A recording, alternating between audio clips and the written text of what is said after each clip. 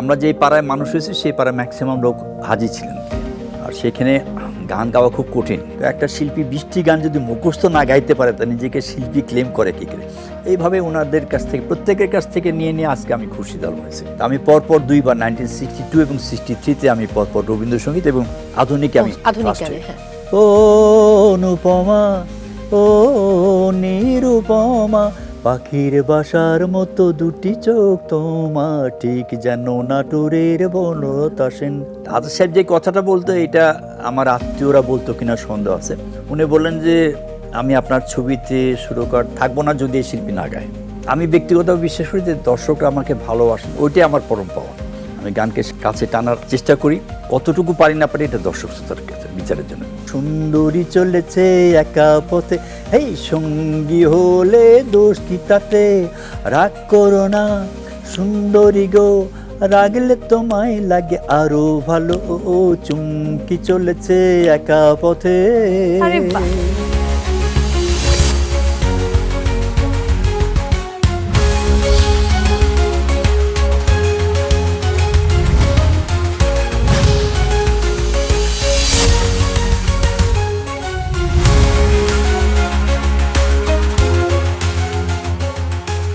একটা সময় ছিল ঢাকার সিনেমা মানেই শুধু গল্প নয়, একটি গানও বলে দিত সিনেমাটি মানুষের মনে কতটা জায়গা করে নেবে। সেই সময়ের অসংখ্য ভালোবাসা, অভিমান আর বিরহের সঙ্গে মিশে আছে একটি কণ্ঠ। প্রায় 5 দশকেরও বেশি সময়ে তিনি প্রায় 450-এরও অধিক চলচ্চিত্রে কণ্ঠ দিয়েছেন। আজকে না হয় ভালোবাসো বলে প্রেমিকের মনের কথা বলেছেন, চুরি করেছো আমার মনটা বলে ভালোবাসাকে আরও আপন করেছেন, একা পথে চলা চুমকির সঙ্গী হয়েছেন, কখনো আবার যদি বউ সাজগো বলে প্রেমে পড়া মানুষদের শক্তির প্রতীক হয়েছেন। চলচ্চিত্রে প্রথম প্লেব্যাকেই তিনিই যখন গিয়েছেন বন্দি পাখির মতো মনটা কেঁদে মরে, তখন কত মানুষের না বলা কষ্ট যেন তার কণ্ঠে ভাষা পেয়েছে। শুধু কি তাই, তার গাওয়া মাগো মা ওগো মা ডাকে কত সন্তানের যে শৈশব ফিরে আসে, এতটাই তার ম্যাজিক, এতটাই তার পাওয়ার। প্রিয় দর্শক, আমি মৌসুমী মৌ আমন্ত্রণ জানাচ্ছি মেরিল সিরাম সোববার নিবেদিত স্টার নাইটে। আর আজ আমার অতিথি ও দুটি নয়নের স্বপ্ন চয়নে আমরা যাকে সব সময় ভালোবাসি, 21শে পদকে ভূষিত সঙ্গীত ব্যক্তিত্ব মোহাম্মদ খুরশিদ আলম।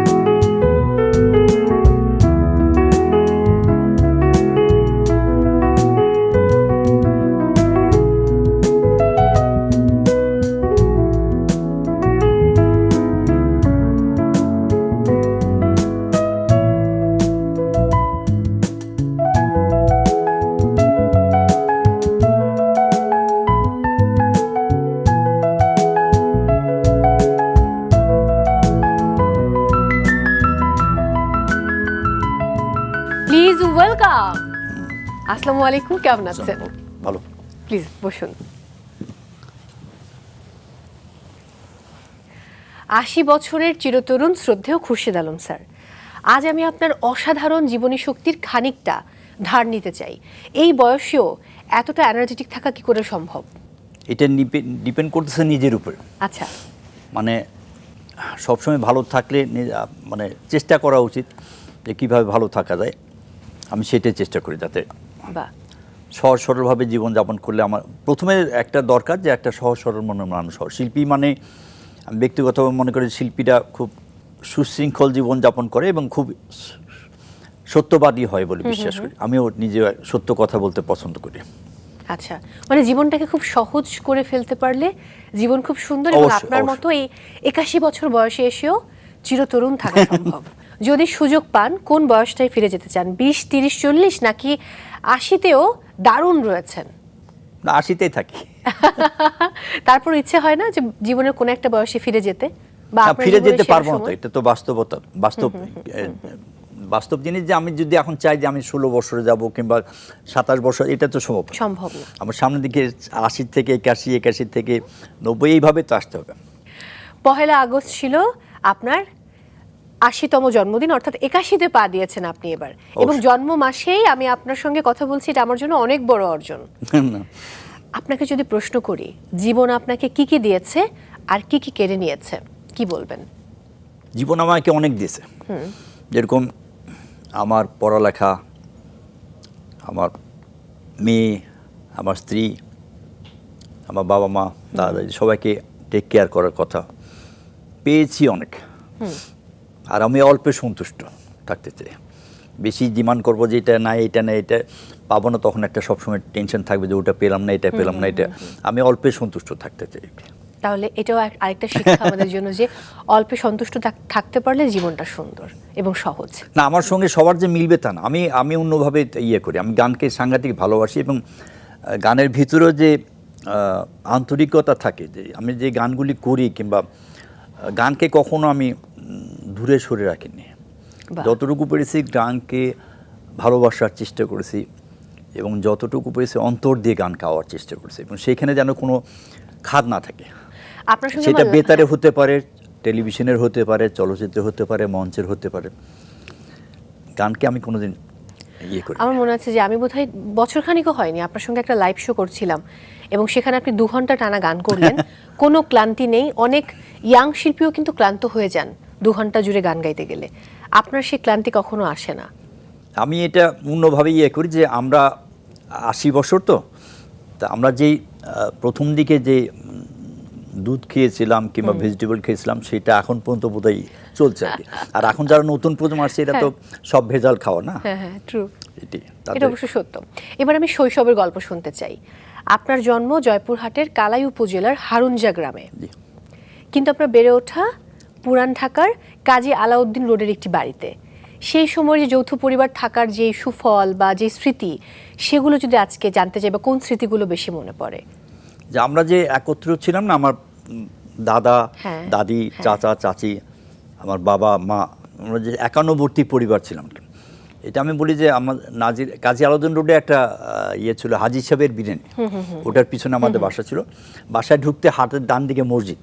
আর যেহেতু আমার চাচা, চাচি সবাই একত্র ছিলাম, তাতে আদব তমিজ শেখার অনেক সুবিধা ছিল। কোনটা করা উচিত, কোনটা করা অনুচিত, এটা তখনকার দিনে ভালোভাবে বুঝিয়ে দিত। আর আমরা যেই পাড়ায় মানুষ হয়েছি, সেই পাড়ায় ম্যাক্সিমাম লোক হাজি ছিলেন, 5 ওয়াক্ত নামাজ পড়তেন। আর সেখানে গান গাওয়া খুব কঠিন, জটিল একটা ইয়ে ছিল। প্র্যাকটিস করা বাসায় খুব অসম্ভব একটা দুরূহ ব্যাপার কাজ ছিল। ছিল। তার ভিতরেও যে আমি বলবো যে এখন যে বিল্ডিংগুলি হয়, সেটা 5 ইঞ্চি ওয়াল থাকে, তো তখন ছিল কিন্তু এইখান থেকে এই পর্যন্ত একটা ওয়াল। এই ওয়ালে ওই ফুল দেওয়ার একটা প্রদীপ দেওয়ার একটা জায়গা থাকতো, আচ্ছা। একটা জায়গা, একটা ঘরে আচ্ছা। প্রদীপ দেওয়া। তা আমরা প্র্যাকটিস করতাম, গলাটা এখানে ঢুকিয়ে দিয়ে সাউন্ডটা যেন বাইরে না হয়, এইভাবে প্র্যাকটিস করছি। আর আমার বাবারা 4 ভাই। আমার বাবা ছিলেন বড়। আমার বাবা চাকরি করতেন ঢাকায় নবপুর সরকারি উচ্চ বিদ্যালয়ে, বাংলা শিক্ষক ছিলেন। আমার সেকেন্ড চাচা খলিলুর রহমান, ওনার নাম, আমার বাবার নাম এ.এফ. তসলিমউদ্দিন আহমেদ। আমার মেজ চাচার নাম খলিলুর রহমান, উনি পাবনা এডওয়ার্ড কলেজের ইংলিশে হেড অফ দি ডিপার্টমেন্ট ছিলেন, পরে বগুড়া উইমেন্স কলেজের ভাইস প্রিন্সিপাল হয়ে মারা যান। আচ্ছা, তারপর আর থার্ড চাচা হলো ডাক্তার আবু হায়দার সাইদুর রহমান, যিনি নিজেও রবীন্দ্রসঙ্গীত চর্চা রবীন্দ্রসঙ্গীত করতেন, চর্চা করতেন। এবং চাচার কাছেই সম্ভবত আপনার প্রথম হাতে আমার খড়ি। শেখা চাচার কাছে। আর তখন স্কুলে, প্রত্যেক স্কুলে ঢাকাতে সাবজেক্ট ওয়াইজ, যেরকম বাংলার একজন শিক্ষক, ইংলিশের একজন শিক্ষক, ভূগোলের একজন শিক্ষক, ইতিহাসের একজন শিক্ষক, অঙ্কের একজন শিক্ষক ছিলেন, আবার ধর্ম শেখার জন্য একজন শিক্ষক ছিলেন, গান শেখানোর জন্য কিছু শিক্ষক ছিলেন, আবার ছবি আঁকার জন্য শিক্ষক ছিলেন। দারুণ। তা আমাদের স্কুলে যে ভদ্রলোক ছিলেন, ওনার নাম শেখ আবুল ফজল সাহেব। ওনার কাছে আমি রবীন্দ্রসঙ্গীত শিখতাম, এবং তখন শিক্ষা এডুকেশন উইক হতো, যেটা এখন শিক্ষা সপ্তাহ বলা হয়। হ্যাঁ। তা আমি পরপর 2 বার 1962 এবং 63-তে আমি পরপর রবীন্দ্রসঙ্গীত এবং আধুনিকে আমি আধুনিক ফার্স্ট গানে, হই। হ্যাঁ। আর তখন বেতার কেন্দ্র ছিল, এখন যেটা নাজিমউদ্দিন রোডে বোরহানুদ্দিন কলেজ, ওইখানে বেতার কেন্দ্র ছিল। ওইখানে একটা ছিল যে বিভিন্ন স্কুল থেকে, সেটা মফস্বলের স্কুল থেকে, ঢাকার বিভিন্ন স্কুল থেকে ভালো ছেলে ভালো রবীন্দ্রসঙ্গীত গায়, ভালো পল্লীগীতি গায়, নজরুল সঙ্গীত করেন, তাদেরকে তবে অভিনয় করতে পারে এই সমস্ত ছেলে মেয়েদের কিনে ৪৫ মিনিট একটা চাং হতো বেতারে। সেখানে বিভিন্ন জায়গার থেকে ছেলেমেয়েরা আসতো, আমারও সুযোগ হয়েছিল। এখানে ৪৫ মিনিট করে মাসে ৪ দিন প্রোগ্রাম হতো। বাহ। ওই রবীন্দ্রসঙ্গীতে আমার চাচাদের রিহার্সেল করা একটা জায়গা ছিল আরমানটোলা, ওইখানে আনন্দমেজ একটা, এখন ওইটা আনন্দময় গার্লস স্কুল আর কি, আগে ওইটা ছিল রয় হাউস, ওই যে পরিত্যক্ত একটি বাড়িতে যেটা আপনি ওইখানে ছিল। স্কুলের টিফিনের ফাঁকে আর আমার যেতেন। চাচার ছিল আপনার ওই, উনি মেডিকেল কলেজে পড়তেন, তো মেডিকেল কলেজে আরও যারা ছাত্রছাত্রী ছিলেন সবাই একত্রে মিলে একটা শিল্পী সংঘ বলে একটা গোষ্ঠী করে, ডেন্টাল কলেজের কথা বলছেন। হ্যাঁ। তো ওইখানে ওনারা করতেন এইভাবে। আমার হয়, কিন্তু আমার দাদা কিছুতে পছন্দ করতেন। আচ্ছা। তো রবীন্দ্রসঙ্গীত আমি তখন 64-এ ম্যাট্রিক পাস করি। তারপরে আমি কলেজ অফ মিউজিকে ভর্তি, যেটা সেগুনবাগিচায় ছিল। এটা বারিন মজুমদার বলে একজন অত্যন্ত গুণী এবং অত্যন্ত উঁচু মাপের একজন শিল্পী। ওনার দেশের বাড়ি পাবনা। ওনার বড় ছেলে, ওনার এক ছেলে খুব ব্যান্ডের গান গায়, বাপ্পা মজুমদার। তো উনি একটা কলেজ করেছিলেন, কলেজ অফ মিউজিক। ওইখানে আমরা প্রথম যে ব্যাচটা ঢোকে সেটাতে আমরা ছিলাম। এবং একবার আমি ছায়ানটে ভর্তি হতে গেলাম, সেখানে আপনার রবীন্দ্রসঙ্গীত শেখার জন্য ভর্তি যখন হতে গেলাম, তখন 65 পর্যন্ত ভালোই ছিলাম। 65-এর পরে তৎকালীন সরকারিটা রবীন্দ্রসঙ্গীত ব্যান করে। আচ্ছা, হ্যাঁ। ব্যান করে তখন আমার, আর সত্যি কথা বলতে কি, আমার যে এখানে ছায়ানট যিনি প্রতিষ্ঠা করেছিলেন সঞ্জিদা খাতুন এবং ওনার হাজব্যান্ড, দুইজনে মিলে এটা করেছিলেন আবার সবার সাহায্য সহযোগিতা নিয়ে। কিন্তু ওনাকে তৎকালীন সরকার ঢাকা ইউনিভার্সিটি থেকে ওনাকে রংপুরে ট্রান্সফার করতে। তো যাই হোক, সেখানে আমার পরিচয় হয় আজাদ রহমান সাহেবের সঙ্গে, আমার চাচার সঙ্গে ওনাদের ঘনিষ্ঠতা ছিল। এইভাবেই আবার যখন বেতারে আমি অডিশন দিলাম সিসি, তখন বাংলাদেশের কোনো শিল্পীর গান আমি জানতাম না। এটা খুব লজ্জাস্কর ব্যাপার। আচ্ছা।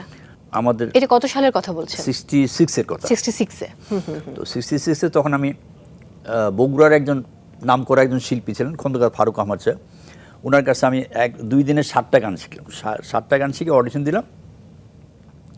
অডিশনে পাশ করলাম। সেখানে সমর দাস এবং আব্দুল আহাদ ভাই, ফেরদৌসী রহমান, ওনারা বিচারক জাজ ছিলেন। তো সমর দাস বললেন যে গলা ভালো, কিন্তু একজনকে কপি করি। আমি একজনকে কপি করি। কাকে কপি করতে? একজন ভারতীয় একজন শিল্পীকে। আচ্ছা, নাম বলা যাবে কি? না নাম বলা না বলি। হ্যাঁ। তো সমরদা, ওনার কাছে আমি কৃতজ্ঞ এই জন্য যে উনি আমাকে ওই যে অনুকরণ করতাম যে শিল্পীকে আমি। উনি ওনার বাসায় লক্ষ্মীবাজার থাকতেন, আমি নাজিরা বাজার থাকতাম। প্রত্যেক দিন আমি সকালে যেতাম ওনার বাসা। তো উনি পিয়ানোতে সা ধরে থাকতেন, রে গা মা পা ধা নিচে করে থাকতেন। 6 মাস পরে উনি বলেন যে তোমাকে ছেড়ে দিলাম, তুমি সবার সঙ্গে গাবা, তোমার ভয়েসটা আলাদা হবে। তখন ওই কপি করার টেন্ডেন্সিটা ছিল না। এবং তখন আমি বেতারে আজাদ রহমান সাহেবের কাছে অনেক গান শিখতাম ওনার বাসায়। তো পরপর একদিনে আমি 2টা গান রেকর্ডিং করেছিলাম, সম্মানই পেয়েছিলাম 20 টাকা। 67 এটা। আরে বাবা। তো কবি সিরাজুল ইসলাম সাহেব, ওনার বাড়ি হলো কেরানীগঞ্জে, উনি গীতিকার ছিলেন ওই গানটার। ওটা গানটা হলো, তোমার দুহাত ছুঁয়ে শপথ নিলাম, থাকবো তোমারই আমি কথা দিলাম, তোমার দুহাত ছুঁয়ে শপথ নিলাম। এই একটা গান। আর একটা গান হলো আমাদের বগুড়ারই একজন অত্যন্ত গুণী এবং অত্যন্ত প্রতিযোজশা একজন গীতিকার জেবুন্নাসে জামাল, যার ছোট বোন আঞ্জুমানের আপা গান গাইতেন। ওনার লেখা গান এবং শ্রদ্ধা আজাদ রহমান সাহেবের সুর করা। চঞ্চল দুনয়নে বলো না কি খুঁজছো, চম্পানা করবি না পলাশের গুচ্ছ, চঞ্চল দুনয়নে বলো না কি খুঁজছো, চম্পানা করবি না পলাশের গুচ্ছ। এই 2টা গান গাই। এই তোমার দুহাত ছুঁয়ে শপথ নিলাম গানটা অল ওভার পাকিস্তান সেলে 7 স্ট্যান্ড করলেন। আরে বাবা। তো তখন আমাদের এখানে HMBর কোনো ডিসপ্ল্যান্ট ছিল না, এটা পাকিস্তানে ছিল। এবং এখানে একটা লিয়াজা অফিস ছিল মতিঝিলে, এটা চিফ ছিলেন আমাদের রবীন্দ্রসঙ্গীতের বলবো যে একজন প্রতিযোজশা শিল্পী করিম শরাফি ভাই, আর একজন ভদ্রমহিলা ছিলেন রোজি লতিফ। এনারা লিয়াজা অফিসার ছিলেন ইস্ট পাকিস্তানে।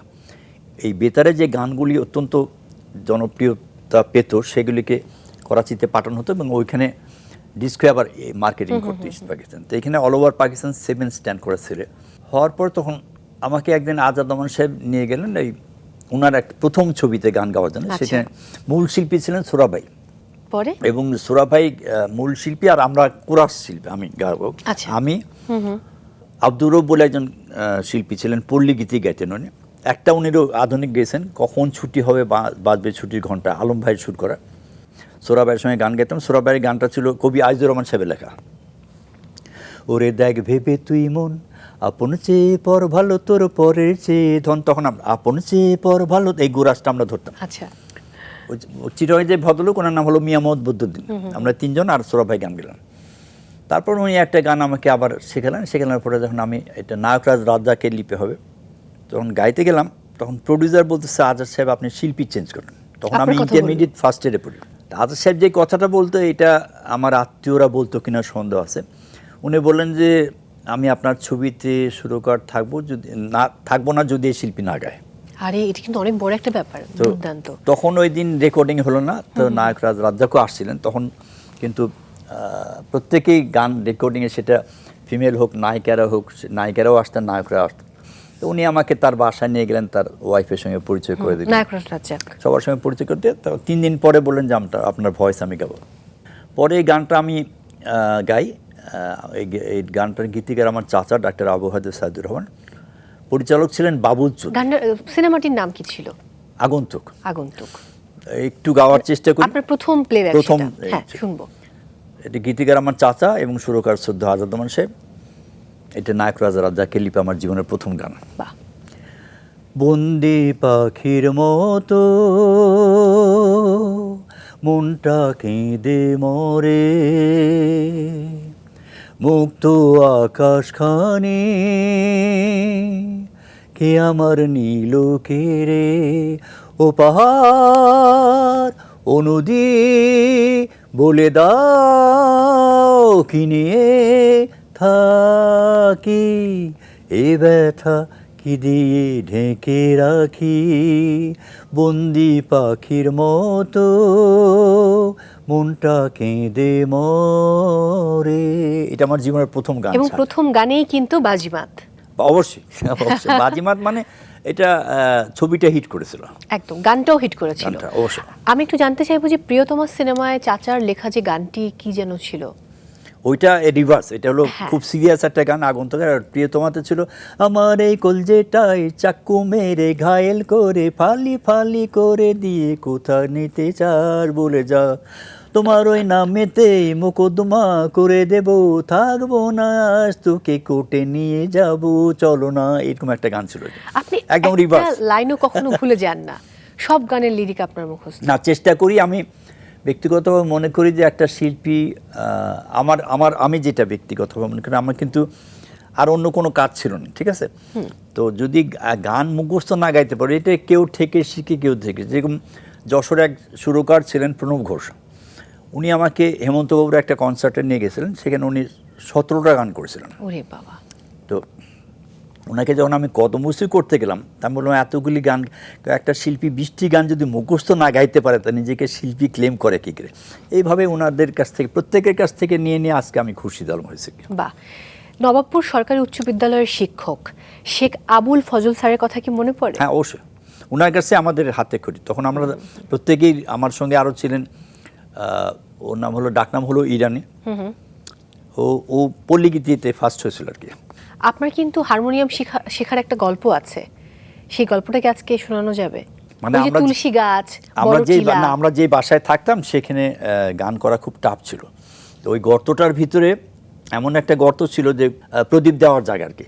তো সেইখানে আমি ওই হারমোনিয়ামটা যেন সাউন্ডটা না যায়, ওটার ভিতরে ঢুকে দিয়ে বাজাতাম আর গলাটা ভিতরে ঢুকে দিতাম, এরকমভাবে প্র্যাকটিস করেছি। আমার চাচা যে অনুষ্ঠানটা করতেন, রয় হাউসে যে রিহার্সাল করতেন, ওইখানে আমরা রিহার্সাল করতাম। এইভাবে 1962 এবং 63 আমি পরপর আধুনিক এবং রবীন্দ্রসঙ্গীতে পেলাম। আগন্তুক ছবির পরে আপনার সেকেন্ড ছবি আমার পিচ ঢালা পথ, এটা আপনার রবীন ঘোষ সুরারোপিত। এবং কি চমৎকার গান সেই পিচ ঢালা পথে। আর সেখানে একটা কৌতুক অভিনেতা ছিলেন, নামটা মনে করতে পারছেন, ওনার লিপে ছিল এই গানটা। খুব একটা ডিম্মারো যত পারো জোরে মারো, আমি ভেজে ভেজে খাবো, এরকম একটা গান ছিল। তো থার্ড গান ছিল সত্যদার সুরারোপিত এবং বাংলাদেশে অত্যন্ত গুণী, একাধারে গীতিকার, প্রযোজক, সংলাপ গাজী মাজহারুল সাহেব। সাধারণ মেয়ের ছবিতে, এটা জাফর ইকবাল নায়ক ছিল। ওইখানে একটা গান ছিল, ওই ডিম ডিম ডিম ডিম ডিম মারার আমি যত ভেজে ভেজে খাবো, খেয়ে খেয়ে তাগড়া হব, তাগড়া হয়ে আগ্রা যাবো, তারারুম তারারুম তারারুম তারারুম, এইখানে একটা গান ছিল। তারপরে আমার আর পিছনে তাকায় তো না।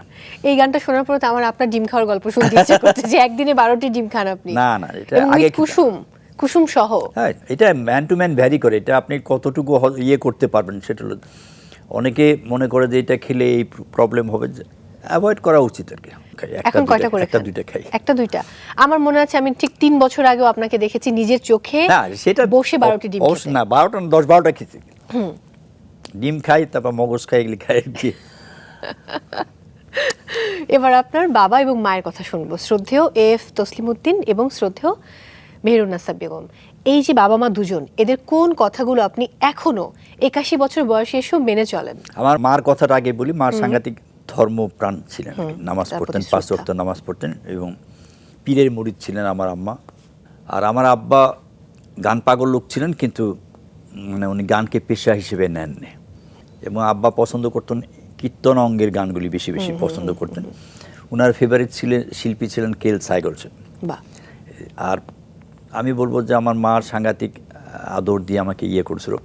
পরে আমি আমার দাদির কাছে বেশি ছিলাম আর কি। আমার দাদির কাছে আমি বেশি ছিলাম। আমার দাদা ছিলেন ইনস্টিটিউট স্কুল ঢাকা রেঞ্জের, আর আজিমপুরের স্কুল আছে ওয়েস্ট এন্ড হাই স্কুল, এটার প্রতিষ্ঠাতা হেডমাস্টার, ওনার নাম ছিল জসিমউদ্দিন আহমেদ। আচ্ছা। তো আমি বলবো যে আমি বাবার দাদার দিক থেকে দাদার বড় নাতি, আবার নানার ঘরে আমি বড় নাতি। একদম। এবং এটা কিন্তু- 3 ভাই 2 বোনের মধ্যে যেহেতু আপনি বড়, আদরটাও কিন্তু বেশি পেয়েছেন। অবশ্যই। দুষ্টামিটা কেমন করতেন? দুষ্টামি ছিল, সেটার ভিতরে একটা ভদ্রতা ছিল। ওটা তো থাকতেই হবে। অবশ্যই। বাট মার তো নিশ্চয়ই খেয়েছেন। প্রচুর। কে বেশি মারতো? আমার ছোট চাচা। চাচা মারতো? মানে ছোট বাবা চাচা। মার হাতে মার খান? না, বাবার হাতে মার খানি, ছোট চাচার হাতে মার খেতাম পড়ালেখার জন্য। আচ্ছা। উনি খুব পছন্দ করতেন যে খেলাধুলার ব্যাপারে ওনার কোনো আপত্তি ছিল না, কিন্তু পড়ালেখা ভালো করতে হবে। তো আমরা রিভার্স ছিলাম, পড়ালেখা কম করতে পারতাম না, আমরা ছবি দেখতে পছন্দ করতাম। আচ্ছা। এটা আমার ছোট চাচা আবার পছন্দ করতাম, হ্যাঁ, হ্যাঁ। যে এতটুকু কম বয়সের ছবি দেখা। তখন যেটা ছিল, প্রত্যেকের ইয়ে ছিল, যেরকম সবাই চাইতো আমার ছেলে ভালো হবে, আমার ভাতিজা ভালো হবে, এরকম প্রত্যেকের একটা আশা ছিল। এইভাবে আমি নবপুর স্কুল থেকে ম্যাট্রিক পাস করি, তারপরে আমি কলেজ অফ মিউজিকে পড়ি, এবং পরে গ্র্যাজুয়েশন করি জগন্নাথ কলেজ থেকে। বাহ। মানে তাহলে কিন্তু একদম সব বিষয়ে আপনি পারদর্শী, সেটা গান হোক কিংবা পড়ালেখা হোক। না, ব্যাপার হচ্ছে কি, না পড়ালেখায় খুব ভালো ছিলাম না, মিথ্যা কথা বলে লাভ নেই। পড়ালেখায় খুবই খারাপ ছিলাম, কিন্তু আল্লাহর কাছে কোটি কোটি শুকরিয়া যে পাস করে আসছে। টেনে টুনে পাস। হ্যাঁ। যাই হোক, এবারে আপনাকে আমি সারপ্রাইজ দিতে চাই। আজকে আমি আপনাকে নানা পর্যায়ে সারপ্রাইজ দেব। আমার প্রথম সারপ্রাইজ প্রস্তুত। চলুন হ্যাঁ, পর্দায় চোখ রাখি।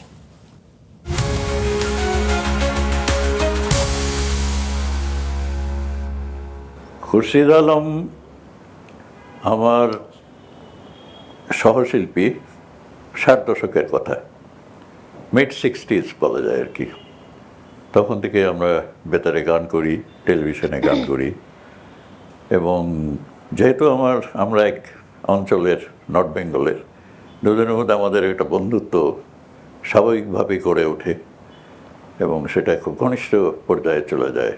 তখনকার দিনে 60s-এ প্লেব্যাক সিঙ্গার বলতে যা বোঝায় আর কি, আমরা যে কজন ছিলাম, আব্দুল জব্বার, মোহাম্মদ আলী সিদ্দিকী, খন্দকার ফারুক আহমেদ, বশির আহমেদ, এরা সবাই, এবং তার মধ্যে আমরা দুজন ছিলাম মানে সবার চেয়ে জুনিয়র। আমরা ওদের থেকে একটু পরে আমরা ইন করেছি, কিন্তু আমরা দুজনেই প্লেব্যাক সিঙ্গিং থেকে শুরু করে স্টেজ পারফরমেন্স হিসাবে সব কিছুতেই মানে মোটামুটি তাদের পর্যায়ে চলে যাই, এবং আমরাও একই সঙ্গে গান করেছি, বহু গান। এবং খুশিদের সঙ্গে আমি সিনেমাতে একটা দ্বৈত গান করেছি, সেটা হলো বড় বউ সিনেমাতে। মোস্তাফিজ সাহেবের ছবি ছিল, আলতাফ বাহির সুরে, মিউজিক ডিরেকশন বড় বউ ছবিতে। আমি আর খুরশিদ আলম আর মোহাম্মদ আলী সিদ্দিকী, আমরা তিনজন একটা গান করেছিলাম। খুবই জনপ্রিয় ছিল সেই গানটা ওই সময় 60s-এ। এই তো। আর খুরশিদ আলম সম্পর্কে আরও যে বিশেষ করে একটা কথা বলতে হয়, সেটা হলো এখন তো আমরা মানে অনেক দূরে চলে এসেছি গান বাজাতে। আমি গান সেভাবে আর করি না, খুরশিদ এখনও চালিয়ে যাচ্ছে। এবং ওর ভিতরে একটা সহজাত প্রবৃত্তি, সেটা হলো শিল্পী, যারা শিল্পী গান করে আমাদের মতো, এদের সবার খোঁজ খবর নেওয়া, এটা ওর একটা বড় গুণ। খুরশিদ ভাই, আপনি 80 বছর পার হয়ে 81-তে পড়েছেন, আমি ইতিমধ্যে 81 আমার চলছে, আমরা দুজনেই একই পথের যাত্রী। আপনি আরও বহুদিন বেঁচে থাকেন আমাদের মাঝে। আপনি চলে গেলে একটা বিরাট শূন্যতা তৈরি হবে, এরকম হাসি খুশি হেসে হেসে সবার সঙ্গে কথা বলা, খোঁজ খবর নেওয়ার মতো আর মানুষ থাকবে না। সুতরাং আমি মনে প্রাণে চাই আপনি ভালো থাকেন, সুস্থ থাকেন। খোদা হাফিজ। আরো আছে। শপথ আচ্ছা, অত্যন্ত গুণী একজন ছিল। আসসালামু আলাইকুম। শ্রদ্ধেয় খুরশিদ আলম সাহেব, আমার প্রিয় খুরশিদ চাচা। ইয়েস, আমি ওনাকে চাচা বলেই ডাকি, কারণ আমার বাবা গাজী মাজহারুল আনোয়ার সাহেবের সাথে ওনার একটা আত্মিক সম্পর্ক ছিল। Is very much part of our family. Khurshid চাচা সম্পর্কে আসলে কি বলবো, উনি একজন বিশাল পরিমাপের গায়ক। হি ইজ এ লেজেন্ড। প্রচণ্ড প্রতিভাময়ী একটা ক্যারেক্টার। গত 5 কি দশক যাবৎ উনি সদর্পে গান গেয়ে যাচ্ছেন, এখনো গেয়ে যাচ্ছেন সেই তারুণ্যটাকে ধরেই। ওনাকে দেখলে মনেই হবে না যে ওনার বয়স হয়েছে। আমার কাছে he is a symbol of youth, চিরতারুণ্যের প্রতীক। আমার সাথে ওনার খুব ভালো সম্পর্ক, উনি আমাকে খুব আদর করেন। বিভিন্ন ইনফরমেশনে তিনি আমাকে ফোন দেন, আমিও তার সাথে কথা বলি। আমাদের পরিবারের সাথে তার একটা, বললাম তো, আত্মিক সম্পর্ক আছে, প্রচণ্ড আসা যাওয়া আছে। আমাদের বিভিন্ন পারিবারিক প্রোগ্রামে সবসময় খুরশিদ চাচাকে বলি এবং খুরশিদ চাচা সবসময় উপস্থিত থাকেন। আমার বাবার সাথে আগেই বললাম, আমার বাবার সাথে তার একটা আত্মিক সম্পর্ক। আমার ধারণা না, আই এম শিওর যে খুরশিদ চাচার বেশিরভাগ সুপারহিট গানগুলি আমার বাবার লেখা। যেমন মা গো মা, ও গো মা, আমাকে বানাইলি তুই দিবানা, আমাদের ছবি সমাধির গান। পরবর্তীতে ধীরে ধীরে চল করা, সাথী বড় আন করা, সাপমুক্তি ছবির গান। পরবর্তীতে নায়ক রাজ্জাক সাহেবের জোকার ছবিতে ওনার একটা খুব বিখ্যাত গান আছে, যেটা আমার বাবার লেখা, বাপের চোখের মণি নয়, মায়ের সোনার খনি নয়। একটা আরেকটি সুন্দর গান আছে রাজ্জাক সাহেবেরই প্রোডাকশনে ছিল, আপনজন ছবিতে। সেখানে একটি গান গেয়েছে, আসসালামু আলাইকুম, কেন এত দেরি হলো, ওয়ালাইকুম সালাম, এখন কোথায় যাবে চলো। এরকম অসংখ্য সুপারহিট গান আছে আমার বাবার লেখা খুরশিদ চাচার কণ্ঠে। বেসিক্যালি ফিল্ম এমন একটা পর্যায়ে চলে গিয়েছিল যে নায়ক Razzak, Gazi Mazharul Anwar, Khurshid Alam, prerequisite to each other, মানে তারা সবাই একে অপরের পরিপূরক ছিলেন। স্পেশালি রাজ্জাক সাহেব এবং আমাদের প্রোডাকশনে যতগুলি ছবি হয়েছে, খুরশিদ চাচা ছাড়া গানই হতো না। রাজ্জাক আঙ্কেলের এমন একটা প্রবাদ প্রচলিত আছে, রাজ্জাক আঙ্কেলের লিপ মানে খুরশিদ আলমের কণ্ঠ। ওনার সাথে আমার অনেক স্মৃতি। আমাদের সাথে তার চাচা ভাতিজা সম্পর্ক হলো, তার সাথে আমি প্রচুর ঠাট্টা করি, তিনিও আমার সাথে অনেক মজা করেন। উনি একজন মজার একজন মানুষ। ওই যে বললাম না, উনি is a symbol of youth. উনি এখনো সদর্পে গান গেয়ে যাচ্ছেন এবং ওনাকে দেখে মনেই হবে না যে ওনার বয়স এখনো হয়েছে। উনি এত তরুণ, চিন্তায় চেতনায়, মনের দিক থেকে, গায়কের দিক থেকে এখন উনি তরুণ। আমি সেদিন একটা প্রোগ্রামে, গত মাসে একটা প্রোগ্রাম ছিল, একটা পারিবারিক প্রোগ্রাম ছিল, খুরশিদ চাচা সেই গানটি গাচ্ছিলেন, মা গো মা, ও গো মা, আমাকে বানানি তুই দিবানা। আমার কাছে মনে হয়েছে যে খুরশিদ চাচা প্রথম যখন এই গানটি গান, তার থেকে এই গানটি আরো স্বতঃস্ফূর্তভাবে আরো ভালো গেয়েছেন জাস্ট কিছুদিন আগে। তো সেটা আমি বলবো যে চাচা, আসলে আপনার সম্পর্কে কি বলবো, আমার মতো একদম সাধারণ মানুষের আপনার সম্পর্কে বলার কোনো ধৃষ্টতাই নেই।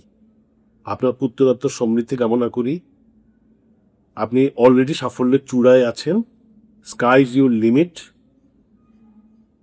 আপনি অলরেডি মধ্য গগনে অবস্থান করছেন। আমরা আপনার জন্য দোয়া করি, আপনি আরও সুন্দর সুন্দর গান আমাদেরকে উপহার দেন। আপনার সুরেলার কণ্ঠে আপনার সুন্দর গান শুনে যেন আমাদের বাকি জীবন আরও পার হয়ে যায়। এদেশের মানুষ আপনাকে কখনো ভুলবো না। আপনি এই দেশের মানুষের ভালোবাসার মণিকোঠায় আছেন, থাকবেন। পরিশেষে আপনার সুস্বাস্থ্য কামনা করি, আপনি দীর্ঘজীবী হন, আপনি এভাবে সদর্পে আপনার গান চালিয়ে যান। বাহ। এবার গাজী ভাইয়ের ছেলে। বলুন হ্যাঁ কেমন লাগলো? ভালো, গাজী ভাইয়ের ছেলে উপল নাম। উপুল ভাই প্রসঙ্গে কি বলবেন? আর শুরুতে যার কথা আমরা শুনলাম, উনি প্রথমে যিনি বললেন উনি শওকত হায়াত খান, ওনার বাড়ি দেশে বাড়ি বগুড়া। উনি একজন প্রতিষ্ঠিত শিল্পী, কিন্তু এখন গান করেন না উনি, মানে আস্তে আস্তে ছেড়ে দিচ্ছে আর কি। আমি বলবো যে ওনার কণ্ঠ একদম আলাদা একদম ধরনের, এবং অত্যন্ত ছিমছাম টাইপের লোক, ওয়েল বিহেভড, সোবার টাইপের, প্রত্যেকের সঙ্গে মিলামেশা করতেন। আর এখন হলো গাজী ভাইয়ের ছেলে বলুন, এদের গাজী ভাইয়ের ছেলে যদিও এটাকে পেশা হিসেবে নেন, সে অন্য লাইনে চলে গেছে, বাট তার একটা গুণ আছে যে কোন ছবি কত শুনে হয়েছে, গীতিকার কে ছিল, সুরকার কে ছিল, প্রত্যেকটা মুখস্থ আছে। ওই যে খুব স্বাভাবিক, বাবার অবশ্যই কাছ থেকে তো আসা, বা বোনের কথা যদি বলি, দিশি আনোয়ার কত চমৎকার গান করেন। একটু যদি চলে যায় 1956 সালে, সেই সময় কিন্তু বাংলাদেশ মানে বেতার বা তৎকালীন পাকিস্তান রেডিও যেটাকে বলতাম আমরা, সেই সময় একটি অনুষ্ঠান প্রচার হতো স্কুলের শিক্ষার্থীদেরকে নিয়ে, এবং সেখানে আপনি গান করতেন, সম্ভবত সেখানেই আপনার প্রথম গান করা। এইখানে স্কুল ব্রডকাস্টিং একটা 45 মিনিটস একটা চাং ছিল, যেরকম এই অনুষ্ঠানটা হয়তো 45 মিনিট কিংবা এক ঘন্টা এরকম হবে। তো ওইখানে 45 মিনিটস একটা চাং ছিল, যেখানে স্কুলের ছেলেমেয়েরা গান করতেন, কবিতা আবৃত্তি করতেন, কেউ পল্লীগীতি গাইতেন, কেউ রবীন্দ্রসঙ্গীত গাইতেন। আমি রবীন্দ্রসঙ্গীত গাইতাম, আরেকজন নজরুল সঙ্গীত গাইতো, আরেকজন পল্লীগীতি, এইভাবেই। এবং আপনি কিন্তু তখন বলছিলেন যে আপনি 1962-63 সালে জাতীয় রবীন্দ্রসঙ্গীত ও আধুনিক সঙ্গীত প্রতিযোগিতায় আপনি প্রথম হয়েছিলেন। হ্যাঁ, 62-তে আমি প্রথম হই, আর 63-তে প্রথম হই আধুনিক গানে এবং রবীন্দ্রসঙ্গীতে। এই মুহূর্তে একটা রবীন্দ্রসঙ্গীত শুনতে ইচ্ছে করছে। না, এক লাইন শোনাতে পারেন? হ্যাঁ, এক লাইনই শুনবো, সমস্যা নেই। হে মনিহার আমায় নাহি সাজে, এরে পড়তে গেলে লাগে, এরে ছিঁড়তে গেলে বাজে, এ মনিহার আমায় নাহি সাজে।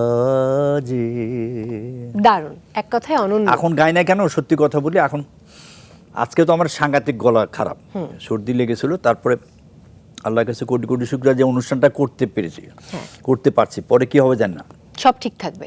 আর হয় কি যে একবার আধুনিক গান গাওয়ার পরে যে রবীন্দ্রসঙ্গীতের যে স্টাইলটা, ওইটা কিন্তু আর হয় না। ওই জন্য আমি যতটুকু পারি অ্যাভয়েড করি আর কি। আচ্ছা, আমি একটা নিয়ে সন্তুষ্ট থাকতে চাই। আমি রবীন্দ্রসঙ্গীত গাবো, আমি আধুনিক গাবো, পল্লীগীতি গাবো, এটা করতে চাই না। আমি আধুনিকের শিল্পী, আধুনিক গানের শিল্পী হিসেবে থাকতে চান। আপনি অভয় দিলে আমি একটা প্রশ্ন করতে চাই, অবশ্যই, কিন্তু আমি সাহস পাচ্ছি না। আপনার কোনো দাঁত পড়েছে? হ্যাঁ, দাঁত ওই নিচের গুলি আছে, উপরের গুলি পড়া। তাতে কি অসুবিধা হয় গান গাইতে? না না, কোনো অসুবিধা হয় না। আমার মনে হয় যেটা আপনি বলে সম্ভব, অন্য কারো হলে না, অসুবিধা হতো। প্রত্যেকই এটা অভ্যাস, মানুষের অভ্যাসের দাস, কেন অসুবিধা হবে? আমার একটা অ্যাক্সিডেন্ট হয়েছিল, তো অ্যাক্সিডেন্টের পরে এটা ভেঙে চলেছে, এটা সবগুলি ফেলে দেয় একদম। এবং ওই অ্যাক্সিডেন্টটা আমরা খুব চিন্তায় ছিলাম যে কবে আপনি সুস্থ কোটি হয়ে কোটি আমাদের মাঝে শুকরিয়া, ফিরবেন। হ্যাঁ, মানে শুকরিয়া। বাংলাদেশের সব লোক আমার জন্য দোয়া দোয়া করেছে, করেছে। এই জন্য আমি আল্লাহর কাছে অনেক শুকরিয়া যে আমাকে। এবার আপনার সঙ্গীত গুরু শ্রদ্ধেয় আজাদ রহমান সম্পর্কে শুনতে চাই। তার যে সান্নিধ্য আপনি পেয়েছেন, এবং সেই সান্নিধ্য আপনার পথ চলাকে কতটা মসৃণ করেছে? আজাদ রহমান সাহেব ওভার বাংলা থেকে আসছেন, খুব সম্ভবত 1964 আর কি, এবং উনি গানের উপরে গোল্ড মেডেল পেয়েছেন, বিশ্ববিদ্যালয় থেকে মাস্টার্স করেছেন, এবং ওখানে উনি একটা ইউনিভার্সিটি কলেজের প্রিন্সিপাল ছিলেন, এবং ওইখানে চলচ্চিত্রের মানবেন্দ্র, তারপরে সন্ধ্যা মুখোপাধ্যায়কে দিয়ে গান গাইছেন। এখানে উনি আসার পরে ছায়ানটে উনি উচ্চাঙ্গ সঙ্গীতের শিক্ষক ছিলেন, পরে বেতারে সুরকার হিসেবে প্রতিষ্ঠা লাভ করতে পারেন। পরে কোনো এক টাইমে উনি শিল্পকলার ডিজি ছিলেন, এবং আমাদের যে এখন সরকারি সঙ্গীত মহাবিদ্যালয় যেটা আছে, সেখানে উনি অধ্যক্ষ হিসেবে, প্রিন্সিপাল হিসেবে ছিলেন। এবং আমি বলবো যে উনি বাংলাদেশের আমাদের যত শিল্পী আছে আর কি, তাদেরকে দিয়ে দেশের গান, চলচ্চিত্রের গান, আধুনিক গান, এবং যেরকম একুশের গান, তারপর বিজয়ের গান, এগুলো অনেক গান করেছেন। এবং সাবিনা ইয়াসমিন একটা সলো গান করেছেন। সাবিনা এই গানটা সলো ছিল, এটা কোরাস ছিল। এটা জন্ম হলো, জন্ম আমার ধন্য হলো মাগো, এমন করে আকুল হয়ে আমায় কেন এটা